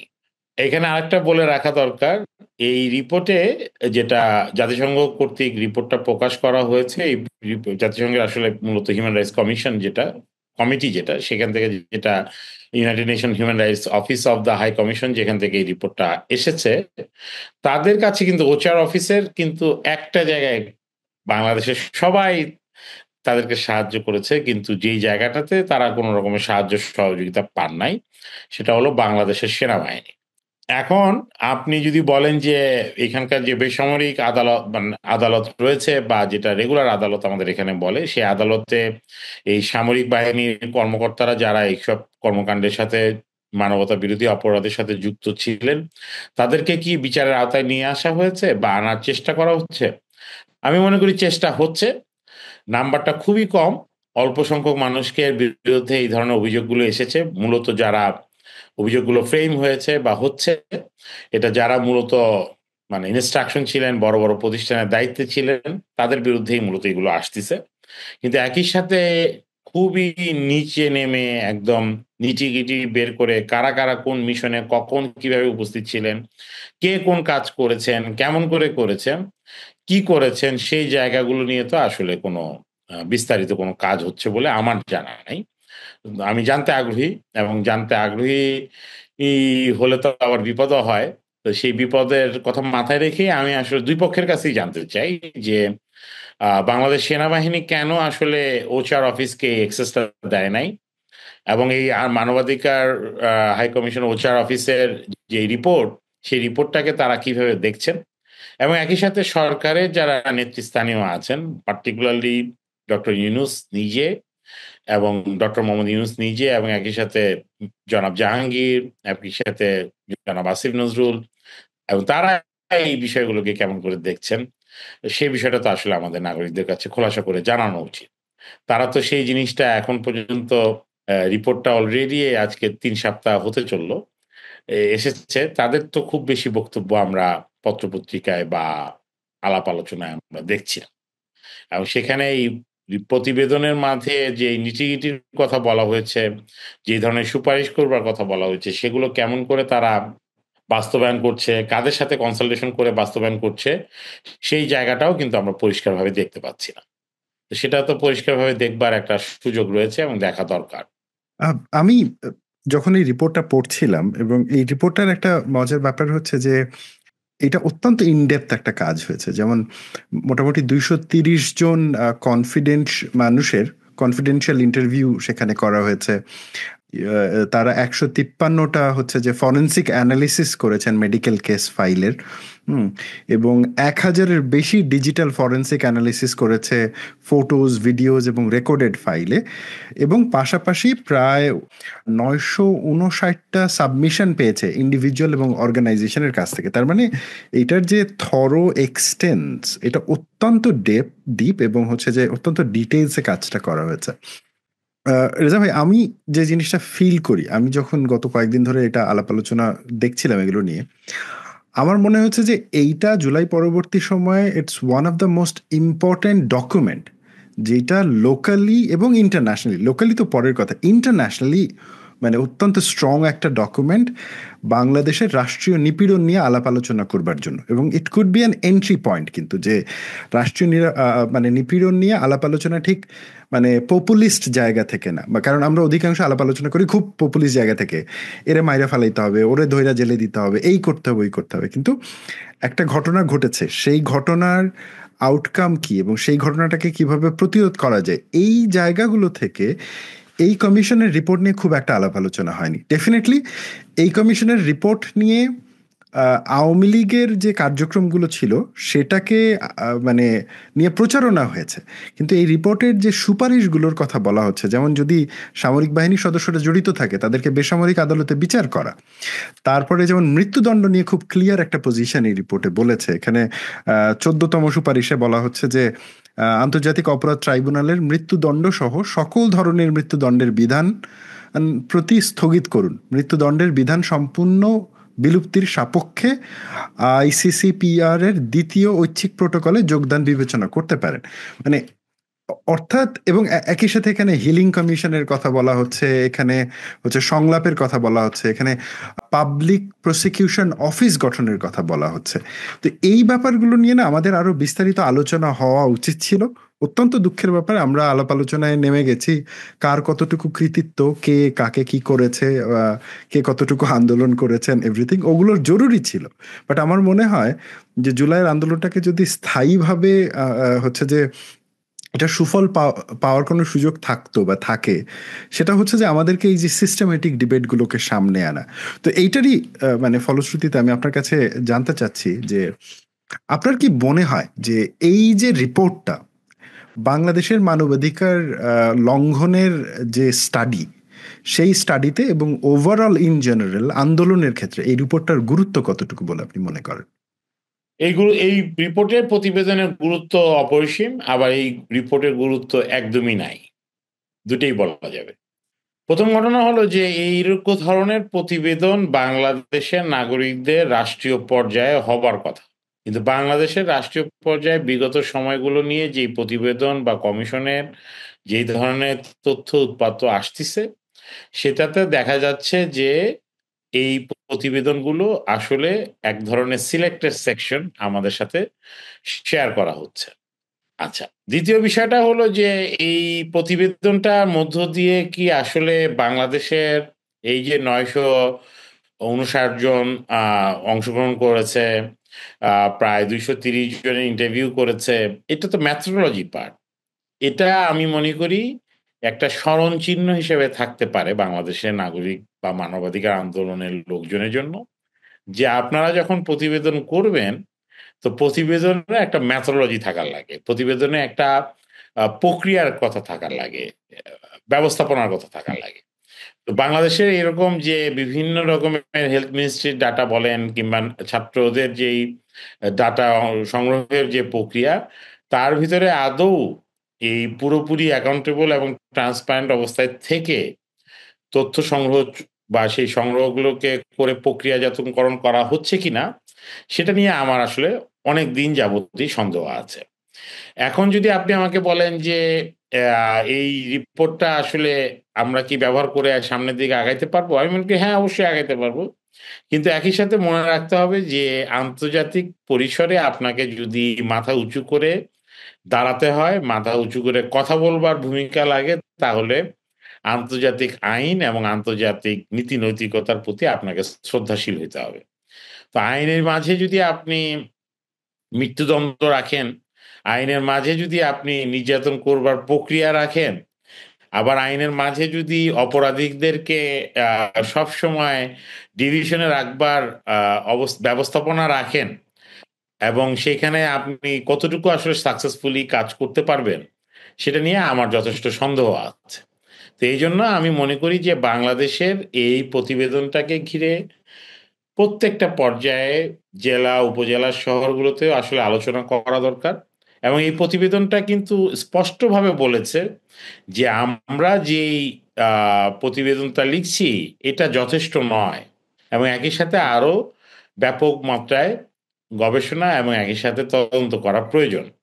এখন এই প্রতিবেদনটা হয়তো একটা নির্দেশনা দিবে আমাদের ট্রাইব্যুনালগুলোকে। এই প্রতিবেদনটা হয়তো আমাদের কমিশনগুলো, যেগুলো নাগরিক রাজনৈতিক অধিকার বা মানবাধিকার সংক্রান্ত আছে, তাদের সাথে কাজ করবার ক্ষেত্রে বা তাদের প্রতিবেদন প্রকাশ করবার ক্ষেত্রে। কিন্তু এর বাইরে আসলে বাংলাদেশের নাগরিকদের এই যে 1400 মানুষ মারা গেছেন, গুলি করে মেরে ফেলা হয়েছে, এদেরকে তো আমরা এখনো শহীদ শহীদ বলে বলছি। এই শহীদ বলার মধ্য দিয়ে আপনাদের দায়িত্ব শেষ হয়ে যায় না। শহীদ বলার মধ্য দিয়ে আপনার পরকালে একটা আনন্দদায়ক অবস্থায় আপনি যাওয়ার মতন অবস্থা তৈরি হয়। হয়তো এই আহ, মানে ভূখণ্ডে আপনি হয়তো আরামে থাকবেন যদি আপনার এই সোয়াব হয়। কিন্তু এই সোয়াব নিয়ে তো আসলে আপনি বাংলাদেশের নাগরিক মানবাধিকার অধিকারকে রক্ষা করতে পারবেন না। তো এই জন্য আপনাকে এটা বিচার বহির্ভূত হত্যাকাণ্ড বলতে হবে। প্রতিবেদনগুলোতে বিচার বহির্ভূত হত্যাকাণ্ডের বিস্তারিত প্রতিবেদন লেখবার জন্য একটা প্রস্তুতি নিতে হবে, লিখতে হবে, সেটাকে নিয়ে আসলে আদালত পর্যন্ত পৌঁছাইতে হবে। রেগুলার কোর্টে আদালতের বিচারকদেরকে সেই স্বাধীন এবং নিরপেক্ষ অবস্থায় যেতে হবে। আইন শৃঙ্খলা বাহিনীকে, তারা তো এখন আইন শৃঙ্খলা বাহিনী বলে না, তারা শৃঙ্খলা বাহিনী হতে চায়। তো এই শৃঙ্খলা বাহিনী, আইন শৃঙ্খলা বাহিনীকে প্রস্তুত হইতে হবে, তাদেরকে সেই কাজগুলো করবার জন্য একটা নিরপেক্ষ চরিত্রের মাঝে তাদেরকে অবস্থান করাইতে হবে। কিন্তু এখন পর্যন্ত আমরা যা দেখতেছি, তাতে মনে হচ্ছে তারা এখন একটা রূপকথা বা ধর্মতান্ত্রিক একটা অবস্থার মাঝে নিজেদের অবস্থান রেখেছেন। তো এই জায়গা থেকে তো আসলে বাংলাদেশের নাগরিকদেরকে এবং রাষ্ট্রের প্রতিনিধিদেরকে বেরোতে হবে। রেজা ভাই, আমি আপনার সাথে পুরোপুরি একমত যে আমরা যতটুকু গল্প বলতে পছন্দ করি, কিন্তু মেথড ফলো করে একটা প্রপার কাজ করতে পছন্দ করি না। কারণ আপনি রাইটফুলি পয়েন্ট আউট করেছেন যে এই রিপোর্টটাতে একদম এরা কিভাবে, কোথায়, কার কাছ থেকে ডেটা সংগ্রহ করেছে এবং কি প্রক্রিয়ায়, এটা ডিটেইলস আউট করেছে। আমি বাংলাদেশে আমাদের যখন, আমি নিজেও যেহেতু একজন একাডেমিক হিসেবে কাজ করতে গিয়ে দেখেছি যে আমরা অনেক কিছু জানি, অনেক কিছু বলতে চাই, কিন্তু এই যে বলাটার জন্য একটা প্রক্রিয়া, আমি যে তথ্যগুলো ব্যবহার করছি সেই তথ্য সংগ্রহের প্রক্রিয়া, সেইটার উপরে আমরা খুব একটা আলাপ আলোচনা করতে চাই না। আমরা কেন জানি না সব কিছুকে অ্যাক্টিভিজমের পর্যায়ে নিয়ে যাই। Activism definitely important, but evidence collect করাও ইম্পর্টেন্ট। সো এভিডেন্স কালেক্ট করা, রিপোর্ট তৈরি করা, আবার সেটাকে নিয়ে অ্যাক্টিভিজম করা, এই যে পুরোটা একটা ইকোসিস্টেমের মধ্যে পড়ে, সেখানে যে কোনো এককটাই বেশি গুরুত্বপূর্ণ না, সবগুলোই একে অন্যকে সাপোর্ট করে, এই ভাবনাটা আমাদের সম্ভবত মানবাধিকার আন্দোলনের ক্ষেত্রেও খুব জরুরি। যে আমরা যখন মানবাধিকারের রিপোর্টগুলো করছি তখনও যাতে এই মেথডগুলো ফলো করা হয়, যে তথ্যগুলো কিভাবে সংগ্রহ করা হচ্ছে, কিভাবে ইন্টারভিউগুলো করা হচ্ছে, কি ধরনের ফরেন্সিক কাজগুলো হচ্ছে। ব্যাপারটা যাতে এরকম না হয় যে আজকে সকালবেলা আমি উঠলাম, মনে হইলো যে হ্যাঁ হ্যাঁ এই জিনিসগুলো ঘটছে, চলেন বলি। এতে কি হয় রেজা ভাই, আপনি আমার সাথে দ্বিমতও করতে পারেন, বাট এতে যেটা হয় মানুষের না আস্থা চলে যায় মানবাধিকার আন্দোলনের উপর থেকে। কারণ একটা পর্যায়ে তো মানবাধিকার আন্দোলনের মূল ব্যাপারটা হচ্ছে মানুষকে এই প্রক্রিয়ার মধ্যে নিয়ে আসা, মানবাধিকারের যে বৃহত্তর প্রতিশ্রুতি সেখানে নাগরিকের অংশগ্রহণ নিশ্চিত করা, সেটাও খুব জরুরি। তো আমাদের মূল ব্যাপারটা হচ্ছে ট্রান্সপারেন্সি মেনটেন করা। যখনই মানবাধিকারের কার্যক্রম হচ্ছে তখন যদি ট্রান্সপারেন্সিটা মেনটেন করা না যায়, তাহলে সেটা হচ্ছে যে এই ব্যাপারগুলোকে বিতর্কিত করে। তবে সেইখান থেকে আমার মনে হয় যে ইউএন, জাতিসংঘের যে ফ্যাক্ট ফাইন্ডিং রিপোর্টস, এটা অত্যন্ত প্রফেশনালি তারা কাজ করেছে এবং তারা চেষ্টা করেছে যে গ্রাউন্ড সিচুয়েশন যতটুকু সম্ভব অবজেক্টিভলি নিয়ে আসার। তো সেই জায়গা থেকে আমি আপনার আরেকটা বিষয় একটু দৃষ্টি আকর্ষণ করতে যাচ্ছি। যেমন এই রিপোর্টটাতে দুই ভাগে ভাগ করা হয়েছে। একটা হচ্ছে যে 1 জুলাই থেকে, মানে রিপোর্টের পুরো টাইম ফ্রেমটা হচ্ছে 1 জুলাই থেকে 15ই অগস্ট। তো 1 জুলাই থেকে 5 অগস্ট পর্যন্ত যদি আমি পার্ট 1 বলি, অর্থাৎ আন্দোলনের সময়কার ভায়োলেন্স, এবং 5 আগস্টের পর থেকে 15ই অগস্ট পর্যন্ত এটা হচ্ছে যে পোস্ট আন্দোলনের ভায়োলেন্স, যেটাকে এই রিপোর্টে বলা হচ্ছে রিভেঞ্জ ভায়োলেন্স হিসেবে। বা সো আমরা দুটো নিয়েই কথা বলবো। আমি আগে 1 জুলাই থেকে 5 আগস্ট পর্যন্ত একটু কথা বলতে চাচ্ছি। এবং এইখানে বাংলাদেশের যে বিভিন্ন আইন শৃঙ্খলা রক্ষাকারী বাহিনীর ভূমিকা, এবং হচ্ছে যে সেখানে সিভিল অ্যাক্টরদেরও ভূমিকা ছিল, এইটাকে আপনি কিভাবে দেখেন? মানে টু হোয়াট এক্সটেন্ট আপনার মনে হয় যে এখানে আইন শৃঙ্খলা রক্ষাকারী বাহিনী ইনক্লুডিং গোয়েন্দা সংস্থা, পাশাপাশি হচ্ছে যে সিভিল অ্যাক্টররা, এই 1 জুলাই থেকে 5 আগস্ট পর্যন্ত ভায়োলেন্সে সরাসরি অংশগ্রহণ করেছে এবং কি ধরনের মানবাধিকার লঙ্ঘিত হয়েছে? না, এটা তো খুব স্পষ্ট যে আপনি বাংলাদেশে একটা বিপুল সংখ্যক সময়, এটা আসলে যেভাবে ইউএন রিপোর্টটা আপনাকে, আপনি একজন ব্যর্থ প্রেমিক হিসেবে, মানে এটা এই রিপোর্টটাকে আপনি বেশ মানে গুরুত্বপূর্ণ অবস্থায় থেকে পড়তে পারেন, কিন্তু আমাকে এটা এই রিপোর্টটাকে আসলে খুব পর্যালোচনার দৃষ্টিতেও দেখতে হবে। এই রিপোর্টে যেই জায়গাটা আসলে ধরেন 1 জুলাই থেকে নিয়ে 5 জুলাই পর্যন্ত একটা অবস্থা ছিল ছাত্রদের বা শিক্ষার্থীদের। দ্বিতীয়ত হলো 5 জুলাই থেকে নিয়ে পাঁচ 14 জুলাই অগস্ট ও, ও আচ্ছা, না সরি না সরি, আপনি আপনি টাইম ফ্রেম বলছেন, হ্যাঁ টাইম ফ্রেম। হ্যাঁ, 1 জুলাই থেকে নিয়ে 5 জুলাই পর্যন্ত একটা অবস্থান ছিল। সেখানে রাজনৈতিক দলগুলোর একটা অবস্থান ছিল। এবং একই সাথে আপনার 5 জুলাই থেকে নিয়ে 14 জুলাই পর্যন্ত একটা অবস্থার মধ্যে দিয়ে আমরা গিয়েছি। এবং 14 জুলাই থেকে নিয়ে 5ই অগস্ট পর্যন্ত একটা অবস্থার মধ্য দিয়ে গেছি, বা 3রা অগস্ট পর্যন্ত একটা অবস্থার মধ্য দিয়ে গেছি। একজনের কাছে, একেকটা গ্রুপের কাছে নানানভাবে এই টাইম ফ্রেমটা বা সময়কালটা ভাগ করা যাবে। এখন আপনি যেহেতু ব্যর্থ প্রেমিক, আমরা যেহেতু এটা পারি নাই, ইউএন পেরেছে, এই আহ্লাদ আমরা করতেই পারি। কিন্তু একই সাথে বিপদটা হলো যে আইনশৃঙ্খলা বাহিনী এবং যারা এই ধরনের অপরাধগুলো করেছে, মানবতা বিরোধী অপরাধগুলো ধারাবাহিকতা রক্ষা করেছে, তাদের মাঝেও আসলে নানান পক্ষ ছিল। এই জায়গাটা ধরতে পারাটা জরুরি। আবার একই সাথে ছাত্র, শিক্ষার্থী বা রাজনৈতিক কর্মীদের অবস্থান এই প্রত্যেকটা সময়কালে নানানভাবে আসলে অবস্থান করেছে। এটাই হয়, এটাই হওয়ার কথা, তাই হয়েছে। কিন্তু এই জায়গাগুলোর মাঝে দেখবার বিষয় হলো যে আইনশৃঙ্খলা বাহিনী ব্রডলি কেমন করে যেই সদস্যরা অপরাধমূলক কর্মকাণ্ডে নির্দেশপ্রাপ্ত ছিলেন এবং নির্দেশ বাস্তবায়নে কাজ করেছেন, তারা কেমন করে ফাংশন করেছে। প্রথম ঘটনাটা হলো যে প্রায় 66% দেখা যাচ্ছে যারা মারা গেছেন, তাদের বিরুদ্ধে বা আহত হয়েছেন তাদের সবার ডাটা থেকে দেখা যাচ্ছে যে ওখানে প্রত্যেকটা ভিসায় 66% মানুষের গুলির চিহ্ন রয়েছে, গুলির আঘাত হয়েছে। এখন এই গুলি কেমন? এই গুলির ভিতরে দেখা যাচ্ছে স্নাইপার বুলেট ব্যবহার করা হয়েছে, চাইনিজ রাইফেল ব্যবহার করা হয়েছে, 56 টাইপ অফ রাইফেলের ব্যবহার করা হয়েছে এবং শটগান ব্যবহার করা হয়েছে। শটগানের যে দুটো ভাগ ব্যবহার করা যায়, কাঁদানি গ্যাস এবং প্যালেট যেগুলো ব্যবহার করা হয়, ছড়রাগুলি, সেই গুলিগুলো ব্যবহার করা হয়েছে। ছড়রাগুলি এমনভাবে ব্যবহার করা হয়েছে সেগুলো খুব কাছে থেকে শুট করার কারণে মানুষের মৃত্যু হয়েছে। এই যে বাস্তবতার মাঝে আমরা ছিলাম বা এখনো হয়তো একরকম করে আছি, এই জায়গাটা আসলে ধরবার ব্যাপার আছে।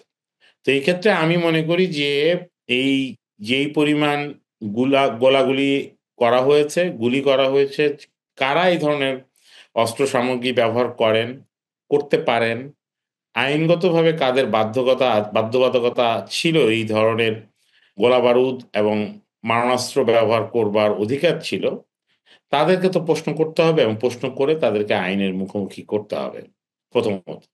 দ্বিতীয় বিষয়টা হলো যে, যেই কোম্পানিগুলো, এটাতে অনেকগুলো কোম্পানির নাম আমরা মোটামুটি জানি। ইতালি থেকে আমাদের এখানে 9mm আসে। একই সাথে চাইনিজ রাইফেলগুলো যেগুলো আসছে, A56 টাইপের, টাইপ 56 টাইপের যে রাইফেল, সেগুলো বাংলাদেশের পুলিশ কেমন করে কিনলো? কোরিয়ার এই এপিসি গুলো কেমন করে, কোরিয়ার এপিসি গুলো কেমন করে আসলো? স্পেন থেকে কেমন করে অস্ত্রগুলো এখানে ইউরোপের মতন জায়গায় আমাদের এখানে আসলো? আমাদের এখানে কেমন করে ইউরোপ এবং এশিয়ার বিভিন্ন রাষ্ট্র অস্ত্র সাপ্লাই দিল আমাদের আইনশৃঙ্খলা বাহিনীগুলোকে? সেগুলো নিয়ে তো আমাদের প্রশ্ন করতে হবে। এবং এটা তো শুধু স্মল আর্মস ব্যবহার করা হয়নি। পিস্তল, রিভলভার এগুলো ব্যবহার করা হয়েছে, সাথে, সাথে ব্যাপক টাইপ 56 টাইপের রাইফেল ব্যবহার করা হয়েছে। তো এই ধরনের যে কর্মকাণ্ডগুলো যারা চালিয়েছেন, যারা এসব ক্রয়, বিক্রয় এবং প্রদর্শনীগুলোতে যে উপস্থিত হয়েছেন, যারা এই কাজগুলো করেছেন, তাদেরকে তো আসলে অ্যাকাউন্টেবল হতে হবে। এবং এই অ্যাকাউন্টেবল হওয়াটা, করাটার কাজ এবং দায়-দায়িত্ব আমাদের আছে। এখন এখানে কি পরিমাণ মানুষ, আইনশৃঙ্খলা বাহিনী কি পরিমাণ গোলাবারুদ নিয়ে প্রতিদিন থানা থেকে বের হয়েছে সেটার একটা হিসাব আছে। কারা, কারা এগুলো ব্যবহার করেছেন, কতজন ওই এলাকায় সেদিন মারা গেছেন, সেগুলো নিয়ে তো ডিটেইল কাজ করবার ব্যাপার আছে। কার গুলি, কোন গুলি, আদৌ কি শুধু পুলিশের গুলি ছিল না অন্য বাহিনীরও গুলি ছিল? আদৌ পুলিশের এরকম কোনো ট্রেনিং ছিল কিনা টাইপ 56 টাইপের রাইফেল ব্যবহার করবার? এটা নিয়ে তো সন্দেহ আছে। কার বাড়িঘরে যেয়ে, বাড়িঘরের রান্নাঘর থেকে, বাথরুম থেকে, ছাদ থেকে গুলি করে শিশু, নারী এবং একই সাথে আপনি তাগড়া যুবকদেরকে গুলি করে মারছেন। টার্গেটেড পায়ে গুলি করছেন। লাশ পাওয়া গেছে, লাশ সেগুলো ভ্যানে তুলে পুড়িয়ে দিছে। এরকম ঘটনা তো, এবং বেওয়ারিশ লাশ হিসেবে প্রায় ৮০ জনকে আপনি দাফন করছেন। এগুলো তো ভয়াবহ অপরাধ আসলে হইছে। তো এই অপরাধগুলোর দায়ভার তো আসলে এই সকল অপরাধীদের যারা অভিযুক্ত তাদের বিচারের সম্মুখীন মানে করতে আপনি হবে। যদি একটু আইডেন্টিফাই করেন, মানে সিন্স আমরা পডকাস্টে কথা বলতেছি, হ্যাঁ, তো খুব ভালো হয় যে আপনি ইনস্টেড অফ মানে সেতে এই রকমের না গিয়ে স্পেসিফিক যদি আইডেন্টিফাই করেন। যেমন কিসে মানে আইডেন্টিফাই করবো? আপনি যে কাদের কথা বলছেন যে যারা এগুলো করেছে, মানে কোন কোন বাহিনীর লোকজন করেছে, কোন কোন গ্রুপের লোকজন করেছে বলে আপনার না, মনে এটা হয় তো বা আপনাদের মনে স্পষ্টভাবে হয়? আপনারা দেখেছেন। কিন্তু আমি বলতেছি যে যাকে আমরা দেখি নাই, তাকে আমি কেমনে করে বলব? এটা তো মানে এই আপনিও যে বলতে পারেন। না দেখা গ্রুপটা কারা, মানে আপনার ধারণা কি না দেখা গ্রুপটা কারা? না দেখা গ্রুপকে ধারণা করে কথা বলাটার লোক আমি না। এবং এটা কাজও না। ইস্যুটা হলো, ১ম ঘটনাটা হলো আপনাকে দেখতে হবে যে কি পরিমাণ গোলাবারুদ আপনি কিনেছিলেন। ১, হুম। কি পরিমাণ গোলাবারুদ পুলিশের কাছে, সেনাবাহিনীর কাছে, বিজিবির কাছে, র‍্যাপিড অ্যাকশন ব্যাটালিয়নের কাছে আপনারা দিয়েছিলেন সেটা। সেখান থেকে তারা আন্দোলন চলাকালীন সময়ে সেগুলো কি পরিমাণ ব্যবহার করেছেন, কে কোন থানায় কি পরিমাণ সেগুলো ব্যবহার করে সেগুলোর মধ্য দিয়ে নাগরিকদেরকে হত্যা করেছেন। সেই নাগরিকরা যারা যেখানে হত্যার শিকার হয়েছেন তাদের গায়ের যে বুলেট লাগা ছিল বা আহত হওয়ার পরে যে বুলেট পাওয়া গেছে বা আহত হওয়ার পরে যে বুলেটের দাগ রয়ে গেছে বা যেই বুলেটের চিহ্ন রয়ে গেছে, সেইটা দেখে তো ফরেনসিক করে আপনি বের করতে পারবেন যে কি ধরনের রাইফেল, কি ধরনের অস্ত্র আসলে সেখানে ব্যবহার করা হয়েছে। সেই কাজগুলো তো আপনাকে করতে হবে। এখন আপনি বলতে পারেন যে কারা, কারা যুক্ত ছিল? পুলিশ বাহিনী যুক্ত ছিল এটা তো আমরা দেখেছি। বিজিবি যুক্ত ছিল সেটা আমরা দেখেছি। বিজিবিতে কমান্ড মানে কমান্ডার র‍্যাংকে যারা আসছেন তারা বাংলাদেশ সেনাবাহিনী থেকে আসছেন। তাদের কথা তো দেখেছি। বাংলাদেশ সেনাবাহিনীর সদস্যরাও কিছু ক্ষেত্রে গোলাগুলিতে ইনভলভ ছিলেন। তাদের ভিডিও ফুটেজ আছে মোহাম্মদপুরে। তো এই জায়গাগুলোতে তো আসলে এখানে এখন এর বাইরেও কি হয়েছে? এর বাইরেও তো হয়েছে। এর বাইরেও সাদা পোশাকে ছিলেন অনেক লোকজন। এদেরকে কেউ আমরা পুলিশ মনে করেছি, এদেরকে কেউ আমরা এসএসএফ মনে করেছি, এদেরকে আমরা কেউ মনে করেছি ছাত্রলীগের সদস্য। এখন আমার কথাটা হলো যে আপনি অনেক কিছুই মনে করতে পারেন। কিন্তু অনেক কিছু মনে করার উপরে তো ইতিহাস নির্ণয় হয় না। যেটা আপনার ইনক্লুসিভ এভিডেন্স বা potential ক্লোজ এভিডেন্স আপনার যেখানে আছে, রিমোট এভিডেন্স হলেও সমস্যা নাই। সেটা যদি হয়, থাকে, সেটার উপরে নির্ভর করেই আপনাকে আপনার সত্য বয়ান হাজির করতে হবে। এখন এটা কি মানবাধিকার কর্মীদের, সংগঠনদের এরকম ট্রেনিং আছে? আমি মনে করি নাই। আমি জানি না এরকম কারোর আছে কিনা। তাহলে এখানে কি একটা সম্ভাবনা তৈরি হচ্ছে মানবাধিকার সংগঠনগুলোর যে এই ধরনের কাজ করবা? আমি জানি যে এরকম সম্ভাবনা তৈরি হওয়ার সম্ভাবনা আছে। কিন্তু সমস্যাটা হলো এই সম্ভাবনা থাকবার মধ্যেই আমরা আটকায় আছি। কিন্তু সমস্যাটা হলো যে এই সম্ভাবনা না হলে যেটা হচ্ছে যে এটা তো দেরি হয়ে যাচ্ছে। প্রতিবাদী ভুক্তভোগীদের বিচার অনেক দূরে চলে যাচ্ছে। এবং এখানে আমার ব্যক্তিগত জায়গা থেকে একটা স্মরণ চিহ্ন তো সবার আছে। মনে রাখতে হবে যে শেখ হাসিনা ১৯৭৫ সালে ১৮ জন পরিবারের সদস্য সকলকে হারিয়ে বাংলাদেশে ঢুকেছিলেন ৬ বছর পর ভারত থেকে। এবং তারপরে তিনি ৮৬ তে বাংলাদেশে ইলেকশন করেছেন। এরপরে থেকে ৯৬ তে ক্ষমতায় এসেছেন প্রথমবারের মতন এবং এরপরে ২০০৯ সাল থেকে তিনি মোটামুটি ৪ বার ক্ষমতায় থাকবার চেষ্টা করেছেন বা ছিলেন। এই যে বড় একটা ভিক্টিমহুড তার মাঝে যে ট্রমাটা হইলো এবং তিনি যে এই ট্রমার মধ্য দিয়ে এই যে একটা নৃশংস মানবতা বিরোধী অপরাধে নিজেকে লিপ্ত করলো, আমাদেরকে তো সাবধান থাকতে হবে। একটা ব্যাপক সংখ্যক মানুষ আসলে আমরা ট্রমা প্রতিনিয়ত লালন করে যাচ্ছি। শেখ হাসিনা কর্তৃক যে এই মানবতা বিরোধী অপরাধ তার মাঝে প্রত্যেকটা নাগরিক তো আসলে পক্ষঘাতগ্রস্ত হয়ে আছে। এই পক্ষঘাতগ্রস্তটা প্রতিশোধমূলক হয়ে উঠলে কেমন হবে? আমরা কি তাহলে শেখ হাসিনা ফ্যাসিজমকে অতিক্রম করে যাব?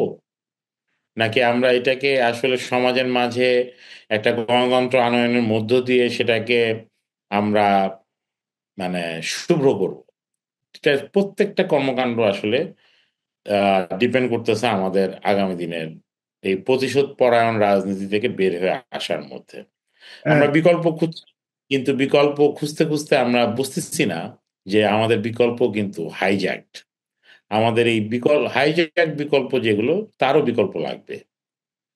আপনি যে ভায়োলেন্সের কথা বলছিলেন, রিভেঞ্জ ট্রমার কথা বলছিলেন, রিভেঞ্জের কথা বলছিলেন, সেটা আমরা ইউএন ফ্যাক্ট ফাইন্ডিংসের এই রিপোর্টটাতেও পাই। এই রিপোর্টটাতে বলা হচ্ছে যে ৫ আগস্টের পর থেকে, আমি স্পেসিফিক শব্দ রেফার করছি, যে killing of protesters continue and then revenge violence targeting Awami League supporters, police, media seen as supportive former government, and in some cases also members of the distinct religious and indigenous groups. অর্থাৎ এখানে বলা হচ্ছে যে ৫ আগস্টের পরবর্তী সময়ে যে রিভেঞ্জ ভায়োলেন্সটা হয়েছে সেখানে কয়েকটা গ্রুপ টার্গেটেড হয়েছে। তার মধ্যে আওয়ামী লীগের নেতাকর্মীরা, পুলিশ, মিডিয়া যাদেরকে মানুষ মনে করেছে যে আওয়ামী লীগ রিজিমের সাথে ইনভলভ ছিল, এবং ইন সাম কেসেস হচ্ছে যে রিলিজিয়াস মাইনরিটি এবং ইন্ডিজিনিয়াস মাইনরিটি গ্রুপের কথা বলা হয়েছে রিপোর্টটাতে। এবং এটা ৫ আগস্ট থেকে ১৫ই আগস্ট এই সময়টার কথা বলা হচ্ছে। আমি এই ব্যাপারটা নিয়ে অ্যাওয়ার যে বাংলাদেশে বিশেষ করে ওই সময় 2 থেকে 3 দিন গভর্নমেন্ট ছিল না। তারপরেও যখন গভর্নমেন্ট আসে তখনও আসলে আমাদের স্টেট সিস্টেম এতটাই ভেঙে পড়েছিল বা মানে সেই প্রেক্ষিতে খুব যে বেশি কিছু করার ক্যাপাসিটি ছিল স্টেট মেশিনারির তাও হয়তো বা না। কিন্তু এটাও ঠিক যে ভায়োলেন্সকে আমাদের ভায়োলেন্স হিসেবেই রিকগনাইজ করতে হবে, সেটা 5 আগস্টের আগে হোক এবং পরে হোক, মানবাধিকারের জায়গা থেকে। আমরা ওই সময়টাতে ফিরে যেতে পারবো না, আই এগ্রি।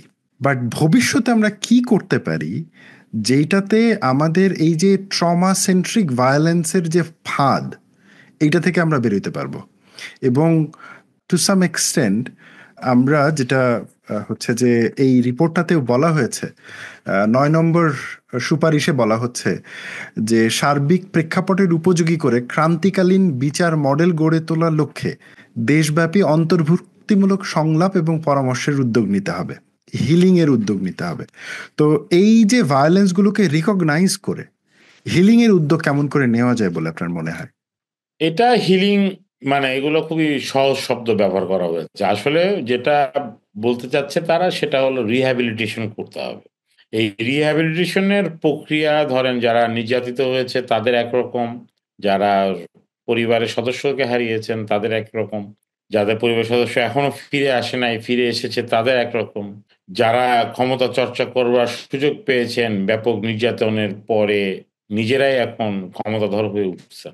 এটার বিভিন্ন প্রক্রিয়া আছে এবং এই রিহ্যাবিলিটেশন প্রক্রিয়া নিয়ে অনেক বিস্তারিত কাজ করবার সুযোগ আছে। বাংলাদেশে নাগরিক রাজনৈতিক অধিকার হরণ করবার পরে কোনো ফর্মাল রিহ্যাবিলিটেশনের প্রক্রিয়া সরকারিভাবে নাই। আমি এগুলো নিয়ে কথা বলতে স্বাস্থ্য উপদেষ্টার সাথে কথা বলতে গিয়েছিলাম একবার। তার কর্মকর্তাদের সাথেও কথা হয়েছে, আবারও সামনে করব, কথা বলব। কিন্তু এই রিহ্যাবিলিটেশন প্রক্রিয়াটার কোনো ক্লিয়ার কাট নির্দেশনা তাদের কাছে নাই। এটা তাদের কাছে নাই বলে তারা ব্যর্থ তাও না। এখন তাদেরকে আরো অনেক বড় আর্জেন্সির কর্মকাণ্ডগুলোতে নজর রাখতে হচ্ছে, এটাও সত্য। কিন্তু একই সাথে চিন্তাটাই নাই সেটা আমি একবারে বলব না, চিন্তাটা তাদের আছে। কিন্তু এই থাকবার পরেও বাংলাদেশের কোনো এরকম কোনো ব্যবস্থাপনা গড়ে ওঠে নাই বেসরকারি পর্যায়েও, যেখানে এই রাজনৈতিক এবং সামাজিক রাজনৈতিক এবং নাগরিক অধিকার হরণের পরে সে এরকম সেন্টারগুলোতে যেয়ে ভিজিট করতে পারে। এখনো মানসিকভাবে অসুস্থ হলে কেউ বিশ্বাস করলে বা অবস্থান ভিতরে গেলে তারা কিন্তু হাসপাতাল বা ডাক্তারের কাছে যান। তারা এখনো এটাকে একটা স্টিগমাটাইজ করে রাখি আমাদের পরিবারের। এইজন্য মানবাধিকার কর্মীদেরকে আমরা বিভিন্ন সময় পাগল, অমুক হয়েছে, তমুক হয়েছে বলে ডাকা শুরু করি। কিন্তু এই যে ডাকা শুরু করার মধ্যে দিয়ে হয়তো দেখা গেল যে আমাদের বাপ-দাদারা হয়তো ডাক্তার ছিল, সেই কারণে হয়তো আমরাও মনে বুঝি যে এদেরকে পাগল-টাগল ডাকা যেতে পারে। কিন্তু মেডিকেলি ডিক্লেয়ার্ড পাগল না হলে তো আর পাগল বলা যাচ্ছে না। মানবাধিকার কর্মী বলেন, নাগরিক বলেন বা শেখ হাসিনাকে বলেন বা ধরেন রুহুল কবির রিজভীরে বলেন। মানে এটার নাম। কিন্তু সমস্যাটা হলো আমরা তো এরকম বিভিন্ন নামে বিভিন্নভাবে বৈষম্যমূলক অবস্থায় ডাকাডাকি করার চেষ্টা করি। তো এইজন্য আমি মনে করি যে এই রিহ্যাবিলিটেশন সেন্টার গুলো দরকার। এই রিহ্যাবিলিটেশন সেন্টার না হওয়ার ফলে একে অপরের ক্ষমতাকেন্দ্রিক নানান রকমের কম্পিটিশন চলে, নানা রকমের উত্তেজকমূলক বক্তব্য চলে। এই জায়গাগুলো তো আসলে আ মানে পরিষ্কারভাবে আলাপ আলোচনা সমাজে করতে হবে বা করা দরকার। তো সেই প্রক্রিয়াটা এখন সমাজে অনুপস্থিত। এটা নিয়ে অস্বীকার করার কিছু নাই। এই মুহূর্তে আমরা আমাদের আলোচনার একদম শেষ পর্যায়ে চলে এসেছি রেজা ভাই। আমাদের এখন দেখতে পাচ্ছি সরকার মোটামুটি কার্যক্রম শুরু করেছে, গত 6 মাস হয়ে গেছে প্রায়। ওই জুলাইয়ের ওই ইন্টেন্সিটিটা খানিকটা কমে গেছে। জুলাইয়ের ওই সময়কার আগস্টের যে হিউজ ইন্টেন্স ইমোশনের যে ব্যাপারটা, সেটা ধীরে ধীরে স্থিত হওয়া শুরু করেছে। বাট এখন আপনার কি মনে হচ্ছে আমাদের এখন মানবাধিকারের পরিস্থিতির কি অবস্থা? এবং মানবাধিকার লঙ্ঘনের যদি কখনো কোথাও যে ঘটনাগুলো ঘটছে, সেই ক্ষেত্রে সরকার কত দ্রুত রেসপন্সিবল ভাবে রেসপন্স করছে? কারণ আমাদের প্রত্যাশা কিন্তু ওইখানটাতেই যে মানে 20 কোটি মানুষের একটা দেশে মানবাধিকারের যে লঙ্ঘন হবে না আমরা এটা বলতে পারবো না, কিন্তু প্রত্যাশা হচ্ছে যে এই লঙ্ঘনগুলো যাতে সরকারের দ্বারা না হয়, কোনো ব্যক্তি বা এজেন্টের দ্বারা না হয়, আর যদি হয়ও সেখানে যাতে রাষ্ট্রীয় কাঠামো গিয়ে রেসপন্স করে খুবই দ্রুত এবং ভিকটিমের কে প্রোটেক্ট করার জন্য, ভিকটিমের পাশে দাঁড়ার জন্য সেখানে দাঁড়ায়। তো ওই প্রেমাইস থেকেই আপনার কাছে আমার জানার আগ্রহ যে এখন আপনি ওভারঅল আমাদের মানবাধিকার কন্ডিশনের কি অবস্থা দেখছেন। প্রথম ঘটনা হলো যে মানবাধিকার কমিশন যে প্রতিবেদন আকারে প্রস্তুত করবে এরকম কোনো লোক নাই এখন। ঠিক আছে, আইন সালিশ কেন্দ্র যারা প্রতিবেদন করতেন তাদের ফান্ড নাই। অধিকার যারা এই কাজকর্মগুলো করতেন, অধিকারের কর্মকর্তারা নানান কমিশন এবং একই সাথে তাদের প্রধান যিনি সম্পাদক ছিলেন তিনি ওখানে আর নেই, তিনি এখন একজন উপদেষ্টা। ওনাদের এখানে রিপ্লেস হয়েছে, নতুন লোক এসেছে, নতুন কাজ হচ্ছে। আমি এগুলো নিয়ে কোনো প্রশ্ন তুলছি না, আইন সালিশও যেরকম, অধিকারও যেরকম। কিন্তু আমার কাছে মনে হচ্ছে যে এই প্রতিবেদনগুলো আগামীতে কেমন আসবে তা আমাদেরকে দেখতে হবে। তা এখনো সেরকম কোনো প্রতিবেদন আমরা দেখি নাই। যা এসেছে তা মোটামুটি আমার কাছে ব্যক্তিগত পর্যায়ে হতাশাজনক। তা হয়তো আমি কাজ না করে মৌখিকভাবে বলে আসলে লাভ নাই। তবে একটা জিনিস তো উদ্বেগজনক যে প্রায় ১৭ জন ব্যক্তি নির্যাতনে, হেফাজতে বা বিচার বহির্ভূত প্রক্রিয়ায় হত্যা হয়েছে গত 6 মাসে। ৭ মাস প্রায়। 7 মাসে। হুম, হুম। ১৭ জন এবং আরো দুজন করে এখন আরো মনে হয় ২০-এর উপরে গেছে নাম্বার। তো এই ২০ জন যে বিচার বহির্ভূত হত্যাকাণ্ডের শিকার হলো, শেখ হাসিনার আমলেও তো একটা পর্যায়ে হয়তো অল্প কিছু সংখ্যক মারা যাইত। একটা মাসেই তো আসলে পুরা মারা গেছে প্রায় ৩৬ দিনে আমরা ১৪০০ প্লাস। তাই না? তা এখন ইস্যুটা হলো যে এই জোরপূর্বক গুমের কোনো প্রতিবেদন আমি এখন পর্যন্ত দেখি নাই। ১ জন ২ জন ক্লেইম করেছিল। পরে সেটা ৭২ ঘন্টা পার হয়ে গেছে। ২৪ ঘন্টা পার হওয়ার পরে উপস্থিত হয়েছে। সাময়িক সময়ের জন্য হয়তো গুম বলা যাবে। এরকম হয়তো অনেকগুলো কেস পাওয়া যাবে যদি আপনি আওয়ামী লীগের যারা বিভিন্নভাবে অভিযুক্ত থাকবার ফলে আটকের চেষ্টা হয়েছে তাদেরকে, বা বিনা বিচারে তাদেরকে আটক করে রাখা হয়েছে। সেই ক্ষেত্রে হয়তো এরকম কিছু জিনিস পাওয়া যাবে। তো সেই ক্ষেত্রে যে এই যে হাওয়ায় চইলা যে ধরেন আমরা যে মতামত দিব বা বক্তব্য রাখবো বা কাজ করব সেরকম কোনো বাস্তবতাও আসলে এখন নাই। ইউএসএইড এর ফান্ডিং বন্ধ অনেক ক্ষেত্রে। অনেকগুলো যে সংগঠনগুলো মূলত নাগরিক রাজনৈতিক অধিকার রক্ষা করবার কাজ করত তারা তো ইউএসএইড বা ইউএস গভর্নমেন্টের এই ফান্ডগুলো, কংগ্রেসের যে ফান্ড সেগুলোর উপরে অনেক অংশে নির্ভরশীল ছিল বা আছে। তো এটা আগামীতে কেমন হবে, কেমনভাবে সেটা ফাংশন করবে সেটা একটা প্রশ্ন। তো সেই ক্ষেত্রে ধরেন একটা মানবাধিকার রক্ষার আন্দোলনের কর্মীরা খুব ঝুঁকিপূর্ণ অবস্থায় আছে। আবার একই সাথে ঝুঁকিগ্রস্ত আমরা করে ফেলেছি নিজেদের রাজনৈতিক আকাঙ্ক্ষা বাস্তবায়ন করতে যেয়ে। তো সেই জায়গাটা করবার ফলে যেটা হয়েছে যে এখনকার মানবাধিকার চিত্র নানানভাবে নানান জনের কাছে নানান রকম। এই নানান রকমটা যদি কন্টিনিউ বেশি দিন করে তাহলে এটার মানে বুঝতে হবে যে সমাজে একটা লো ইন্টেন্সিফাইড ধ্বংসযজ্ঞ চলছে। এই ধ্বংসযজ্ঞ যদি না চালাইতে চাই আমরা তাহলে যে বিষয়টা হলো যে সরকারকে সেই ক্ষেত্রে খুবই দ্রুত রেসপন্স করতে হবে। কিছু কিছু ক্ষেত্রে রেসপন্সটা খুবই আশাজনক, কিন্তু ভয়াবহ মাত্রায় মাজার কেন্দ্রিক আক্রমণ হয়েছে। ধর্মীয় উপাসনালয়গুলোতে কিছু আক্রমণ হয়েছে, কিছু এক্সাজারেশন হয়েছে, ব্যাপক মাত্রায় মিথ্যাচার করা হয়েছে। তার মাঝেও যে একদমই আক্রমণ হয় নাই তা তো আর বলা যাবে না। ধর্মীয় সংখ্যালঘু বলে হিন্দুদের উপরে আক্রমণটা নিয়ে একাডেমিক ভাবে ডিবেট আছে, এটা কি আসলে শুধুমাত্র সংখ্যালঘুর উপর আক্রমণ আকারে দেখবে, না উত্তর রাজনৈতিক হামলা আকারে দেখবে, না এটা আসলে রাজনৈতিক হামলা আকারে দেখবে। অনেক রকমের প্রশ্ন আছে। এই প্রশ্নগুলো আমরা বেশিরভাগ ক্ষেত্রে নিজেদের ডিফেন্সের ক্ষেত্রে কাজে লাগাই। সেটা বরং ডিফেন্সের ক্ষেত্রে কাজে না লাগিয়ে বরং একটা জেনুইন, সুস্থ, সুষ্ঠু, নিরপেক্ষ অবস্থান থেকে আমরা যদি এই বিষয়গুলোকে ব্যাখ্যা করতে পারি তাহলে ভালো। আইনশৃঙ্খলার পরিস্থিতি খুবই ভয়াবহ। এই ভয়াবহ চিত্রটা হয়তো হাসিনার আমলেও একই রকমই ছিল। খুব বেশি ডিফারেন্স ছিল না, কম বেশি হবে হয়তো। কিন্তু বিষয়টা হলো যে এখনকার মানুষের তো আসলে আকাঙ্ক্ষা তৈরি হয়েছে। এখনকার মানুষের একটা স্বপ্ন তৈরি হয়েছে। এই স্বপ্ন কোনো অংশেই শেখ হাসিনার দেখানো ফ্যাসিবাদের আমলে যে এই স্বপ্ন, সে স্বপ্ন থেকে ভিন্ন না। আবার আমেরিকান যে ড্রিম তার থেকেও ভিন্ন না। তো এই জন্য মানে আমাদের বোঝা উচিত যে এই স্বপ্ন বাস্তবায়ন করবার ক্ষেত্রে রাষ্ট্রনায়করা, ছাত্র জনতারা কেমন করে সে রেসপন্স করবে, কেমন করে মানবাধিকার আন্দোলনের নেত্রীরা, নেতারা এবং সাংবাদিকরা সেখানে ভূমিকা রাখবেন। আইনজীবীরা প্রসিডিউরাল ল, সাবস্টেন্টিভ লয়ে তো অনেক কিছুই সম্ভব বাংলাদেশে। প্রসিডিউরাল লয়ে কেমন করে ফারজানা রূপারও যেন সাংবাদিকতার অধিকার রক্ষা হয়, একই সাথে দীপু মনিরও যেন মানবাধিকার হরণ না হয়, জেনারেল জিয়ারও যেন মানবাধিকার হরণ না হয়, ব্রিগেডিয়ার জেনারেল জিয়া, সেদিকেও তো আমাদের নজর রাখতে হবে। কিন্তু বিচার প্রক্রিয়াটা যেন কোনোভাবেই বাধাগ্রস্ত না হয়। যেই সকল অপরাধে অভিযুক্ত তারা, সে অপরাধে অভিযুক্ত এর কিছু অধিকার থাকে, সে অধিকার আমরা যদি রক্ষা করতে পারি, সে অধিকারগুলো রক্ষা করে যদি আমরা বিচার প্রক্রিয়াটা সুষ্ঠু, নিরপেক্ষ এবং একটা অ্যাকাউন্টেবল জায়গায় রাখতে পারি, তবেই আমাদের সাফল্য।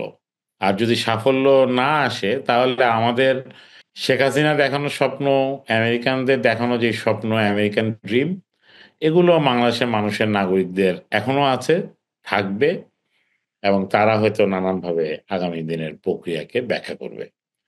ধন্যবাদ রেজা ভাই। আপনি ঠিকই বলেছেন যে মানবাধিকার সবার জন্য। মানবাধিকার মানে একটা যে কোনো রাষ্ট্রের এটা একটা ভিত্তি। একটা রাষ্ট্র বা সমাজ কখনোই টিকে থাকতে পারে না যদি না আমরা ইউনিভার্সাল মানবাধিকারের কথা চিন্তা করি। অর্থাৎ বাংলাদেশে এখন আমি বলবো যে আজকের দিনে সে আওয়ামী লীগ করুক, সে বিএনপি করুক, সে জামায়াত করুক, সে হেফাজত করুক, সে হিজবুত তাহরির করুক, সে যেই করুক না কেন, তার মানবাধিকার লঙ্ঘনের অধিকার কারো নাই। হ্যাঁ, তার অন্যায়ের, অপরাধের বিচার করার আইনগত বৈধতা আছে এবং তাকে আইনগত প্রক্রিয়ার মধ্যেই বিচার করতে হবে। কিন্তু সে জাস্ট অমুক দল করে বা সে অমুক মতের সমর্থক, এই কারণে তাকে ধরে নিয়ে এসে আটকায় রাখতে হবে, তাকে গুম করে দিতে হবে, কিংবা বিচার বহির্ভূতভাবে তাকে মেরে ফেলতে হবে, এইটা কোনোভাবেই সমর্থন করার কোনো সুযোগ নাই। আরেকটা ব্যাপার আপনি যেটা স্পষ্টভাবেই বলেছেন যে বিগত সময়ে, বিগত ফ্যাসিস্ট রেজিমের সময়ে মানবাধিকার নিয়ে যারা খুব অ্যাক্টিভলি কাজ করেছেন তাদের একটা বড় অংশ এখন হচ্ছে সরকারের ক্ষমতা কাঠামোর মধ্যে আছে। এবং কাহিনী হচ্ছে যে সরকার ইন আ ওয়ে, মানে যখন মানবাধিকার লঙ্ঘনগুলো ঘটে তখন তো মানবাধিকার কর্মীদেরকে ইন্ডিপেন্ডেন্ট থাকতে হয়। ইন্ডিপেন্ডেন্ট থেকে তাকে ফ্যাকচুয়ালি, অবজেক্টিভলি এই ব্যাপারগুলোকে সামনে আনতে হয়। তো যেহেতু বিগত মানবাধিকার কর্মীদের একটা বড় অংশ সরকারের মধ্যে চলে গেছে এবং এখানে একটা গ্যাপ তৈরি হয়েছে যে এই মানবাধিকারের যদি সিচুয়েশনগুলো এখন নতুন করে কিভাবে রিপোর্ট হবে, কারা এগুলো নিয়ে কাজ করছেন, অবজেক্টিভিটির এখানে অনেকগুলো ব্যাপার রয়েছে। সো সেটা একটা নতুন বিতর্ক। আপনি ঠিকই বলেছেন যে হয়তো আরো 6 মাস পরে গিয়ে আমরা আরো ডিটেলস এগুলো বুঝতে পারবো, বা 1 বছর পরে গিয়ে হয়তো আরো ডিটেলস বুঝতে পারবো। তবে মানবাধিকার রক্ষা করার আন্দোলন এটা একটা চলমান আন্দোলন। আমার মনে হয় যে পৃথিবীতে কখনোই কোনো সমাজ ছিল না। তবে এটাও বলে রাখা ভালো যে একটা আশার ব্যাপারও আছে, যে ধরেন মানবাধিকার আন্দোলনে একটা ব্যাপক সময় কাটবানোর পরে তারা সরকার ব্যবস্থাপনায় গিয়েছে। তার ক্যাম্বোডিয়া না, ক্যাম্বোডিয়া আমাদের বন্ধুরা যারা হিউম্যান রাইটস আন্দোলন ছিলেন তারা পার্টি করে, পার্টি ফর্ম করে ক্ষমতায় যাবেন, কিন্তু দেখা গেল তাদের বিদেশ যাওয়া বন্ধ হয়ে গেছে, তারা হাউস অ্যারেস্ট হয়েছে, তারপরে জেলে গিয়েছে। তো বাংলাদেশের ব্যবস্থাপনাটাই ভিন্ন। এখন যদিও শেখ হাসিনাকে ক্যাম্বোডিয়ার তখনকার প্রধানমন্ত্রী হুন সেন বোন বলে ডেকেছিল। তো এখন বিষয়টা হলো যে বাংলাদেশের মানবাধিকার কর্মীরা, পরিবেশ আন্দোলন রক্ষার কর্মীরা, তারা ক্ষমতায় গিয়েছেন এবং তারা বাংলাদেশের মানে কৃষি ব্যবস্থাপনা থেকে শুরু করে গবাদি পশু ও এবং পরিবেশ, আইন শৃঙ্খলা পরিস্থিতি, একই সাথে অন্যান্য বিষয়গুলো, যারা ধরেন গৃহের অধিকার, মানে বাসস্থানের অধিকার, সেগুলো নিয়ে তো আসলে কাজ করবেন। তো সেই অধিকার রক্ষা করার ক্ষেত্রে এটাও হয়তো তাদের কাজে লাগবে, কিন্তু এখনকার গিভেন যেই মানে এক্সপার্টিসটা, সেই এক্সপার্টিসটা তাদেরকে আসলে প্রচুর পরিশ্রম করতে হচ্ছে। আমি সেটাই মিন করিয়েছি যে এই পরিশ্রমটা তারা কি শেষ পর্যন্ত করে উঠতে পারছেন কিনা, পারবেন কিনা, প্রশ্ন। অবশ্যই এখানে ওই প্রশ্নের জায়গাটা থাকেই।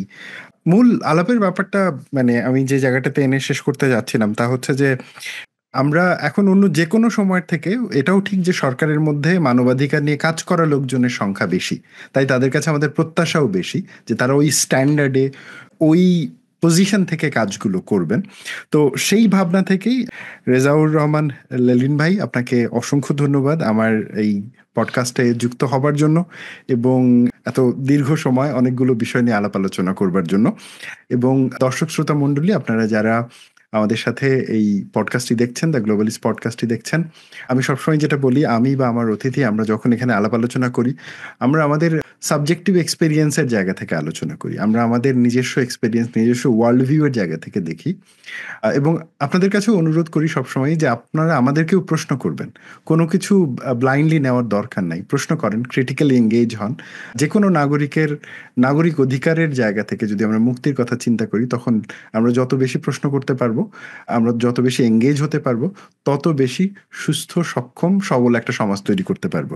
আর সেই সমাজে সবসময় মানবাধিকার রক্ষিত হবে কাঠামোগতভাবে, সেটাই আমাদের প্রত্যাশা। এবং সেই কাজে যারা জড়িত রয়েছেন, যেমন রেজাউর রহমান লেলিন ভাইয়ের মতন যারা কাজ করছেন, আশা করি তারাও ভবিষ্যতে নিরপেক্ষভাবেই কাজ করে যাবেন।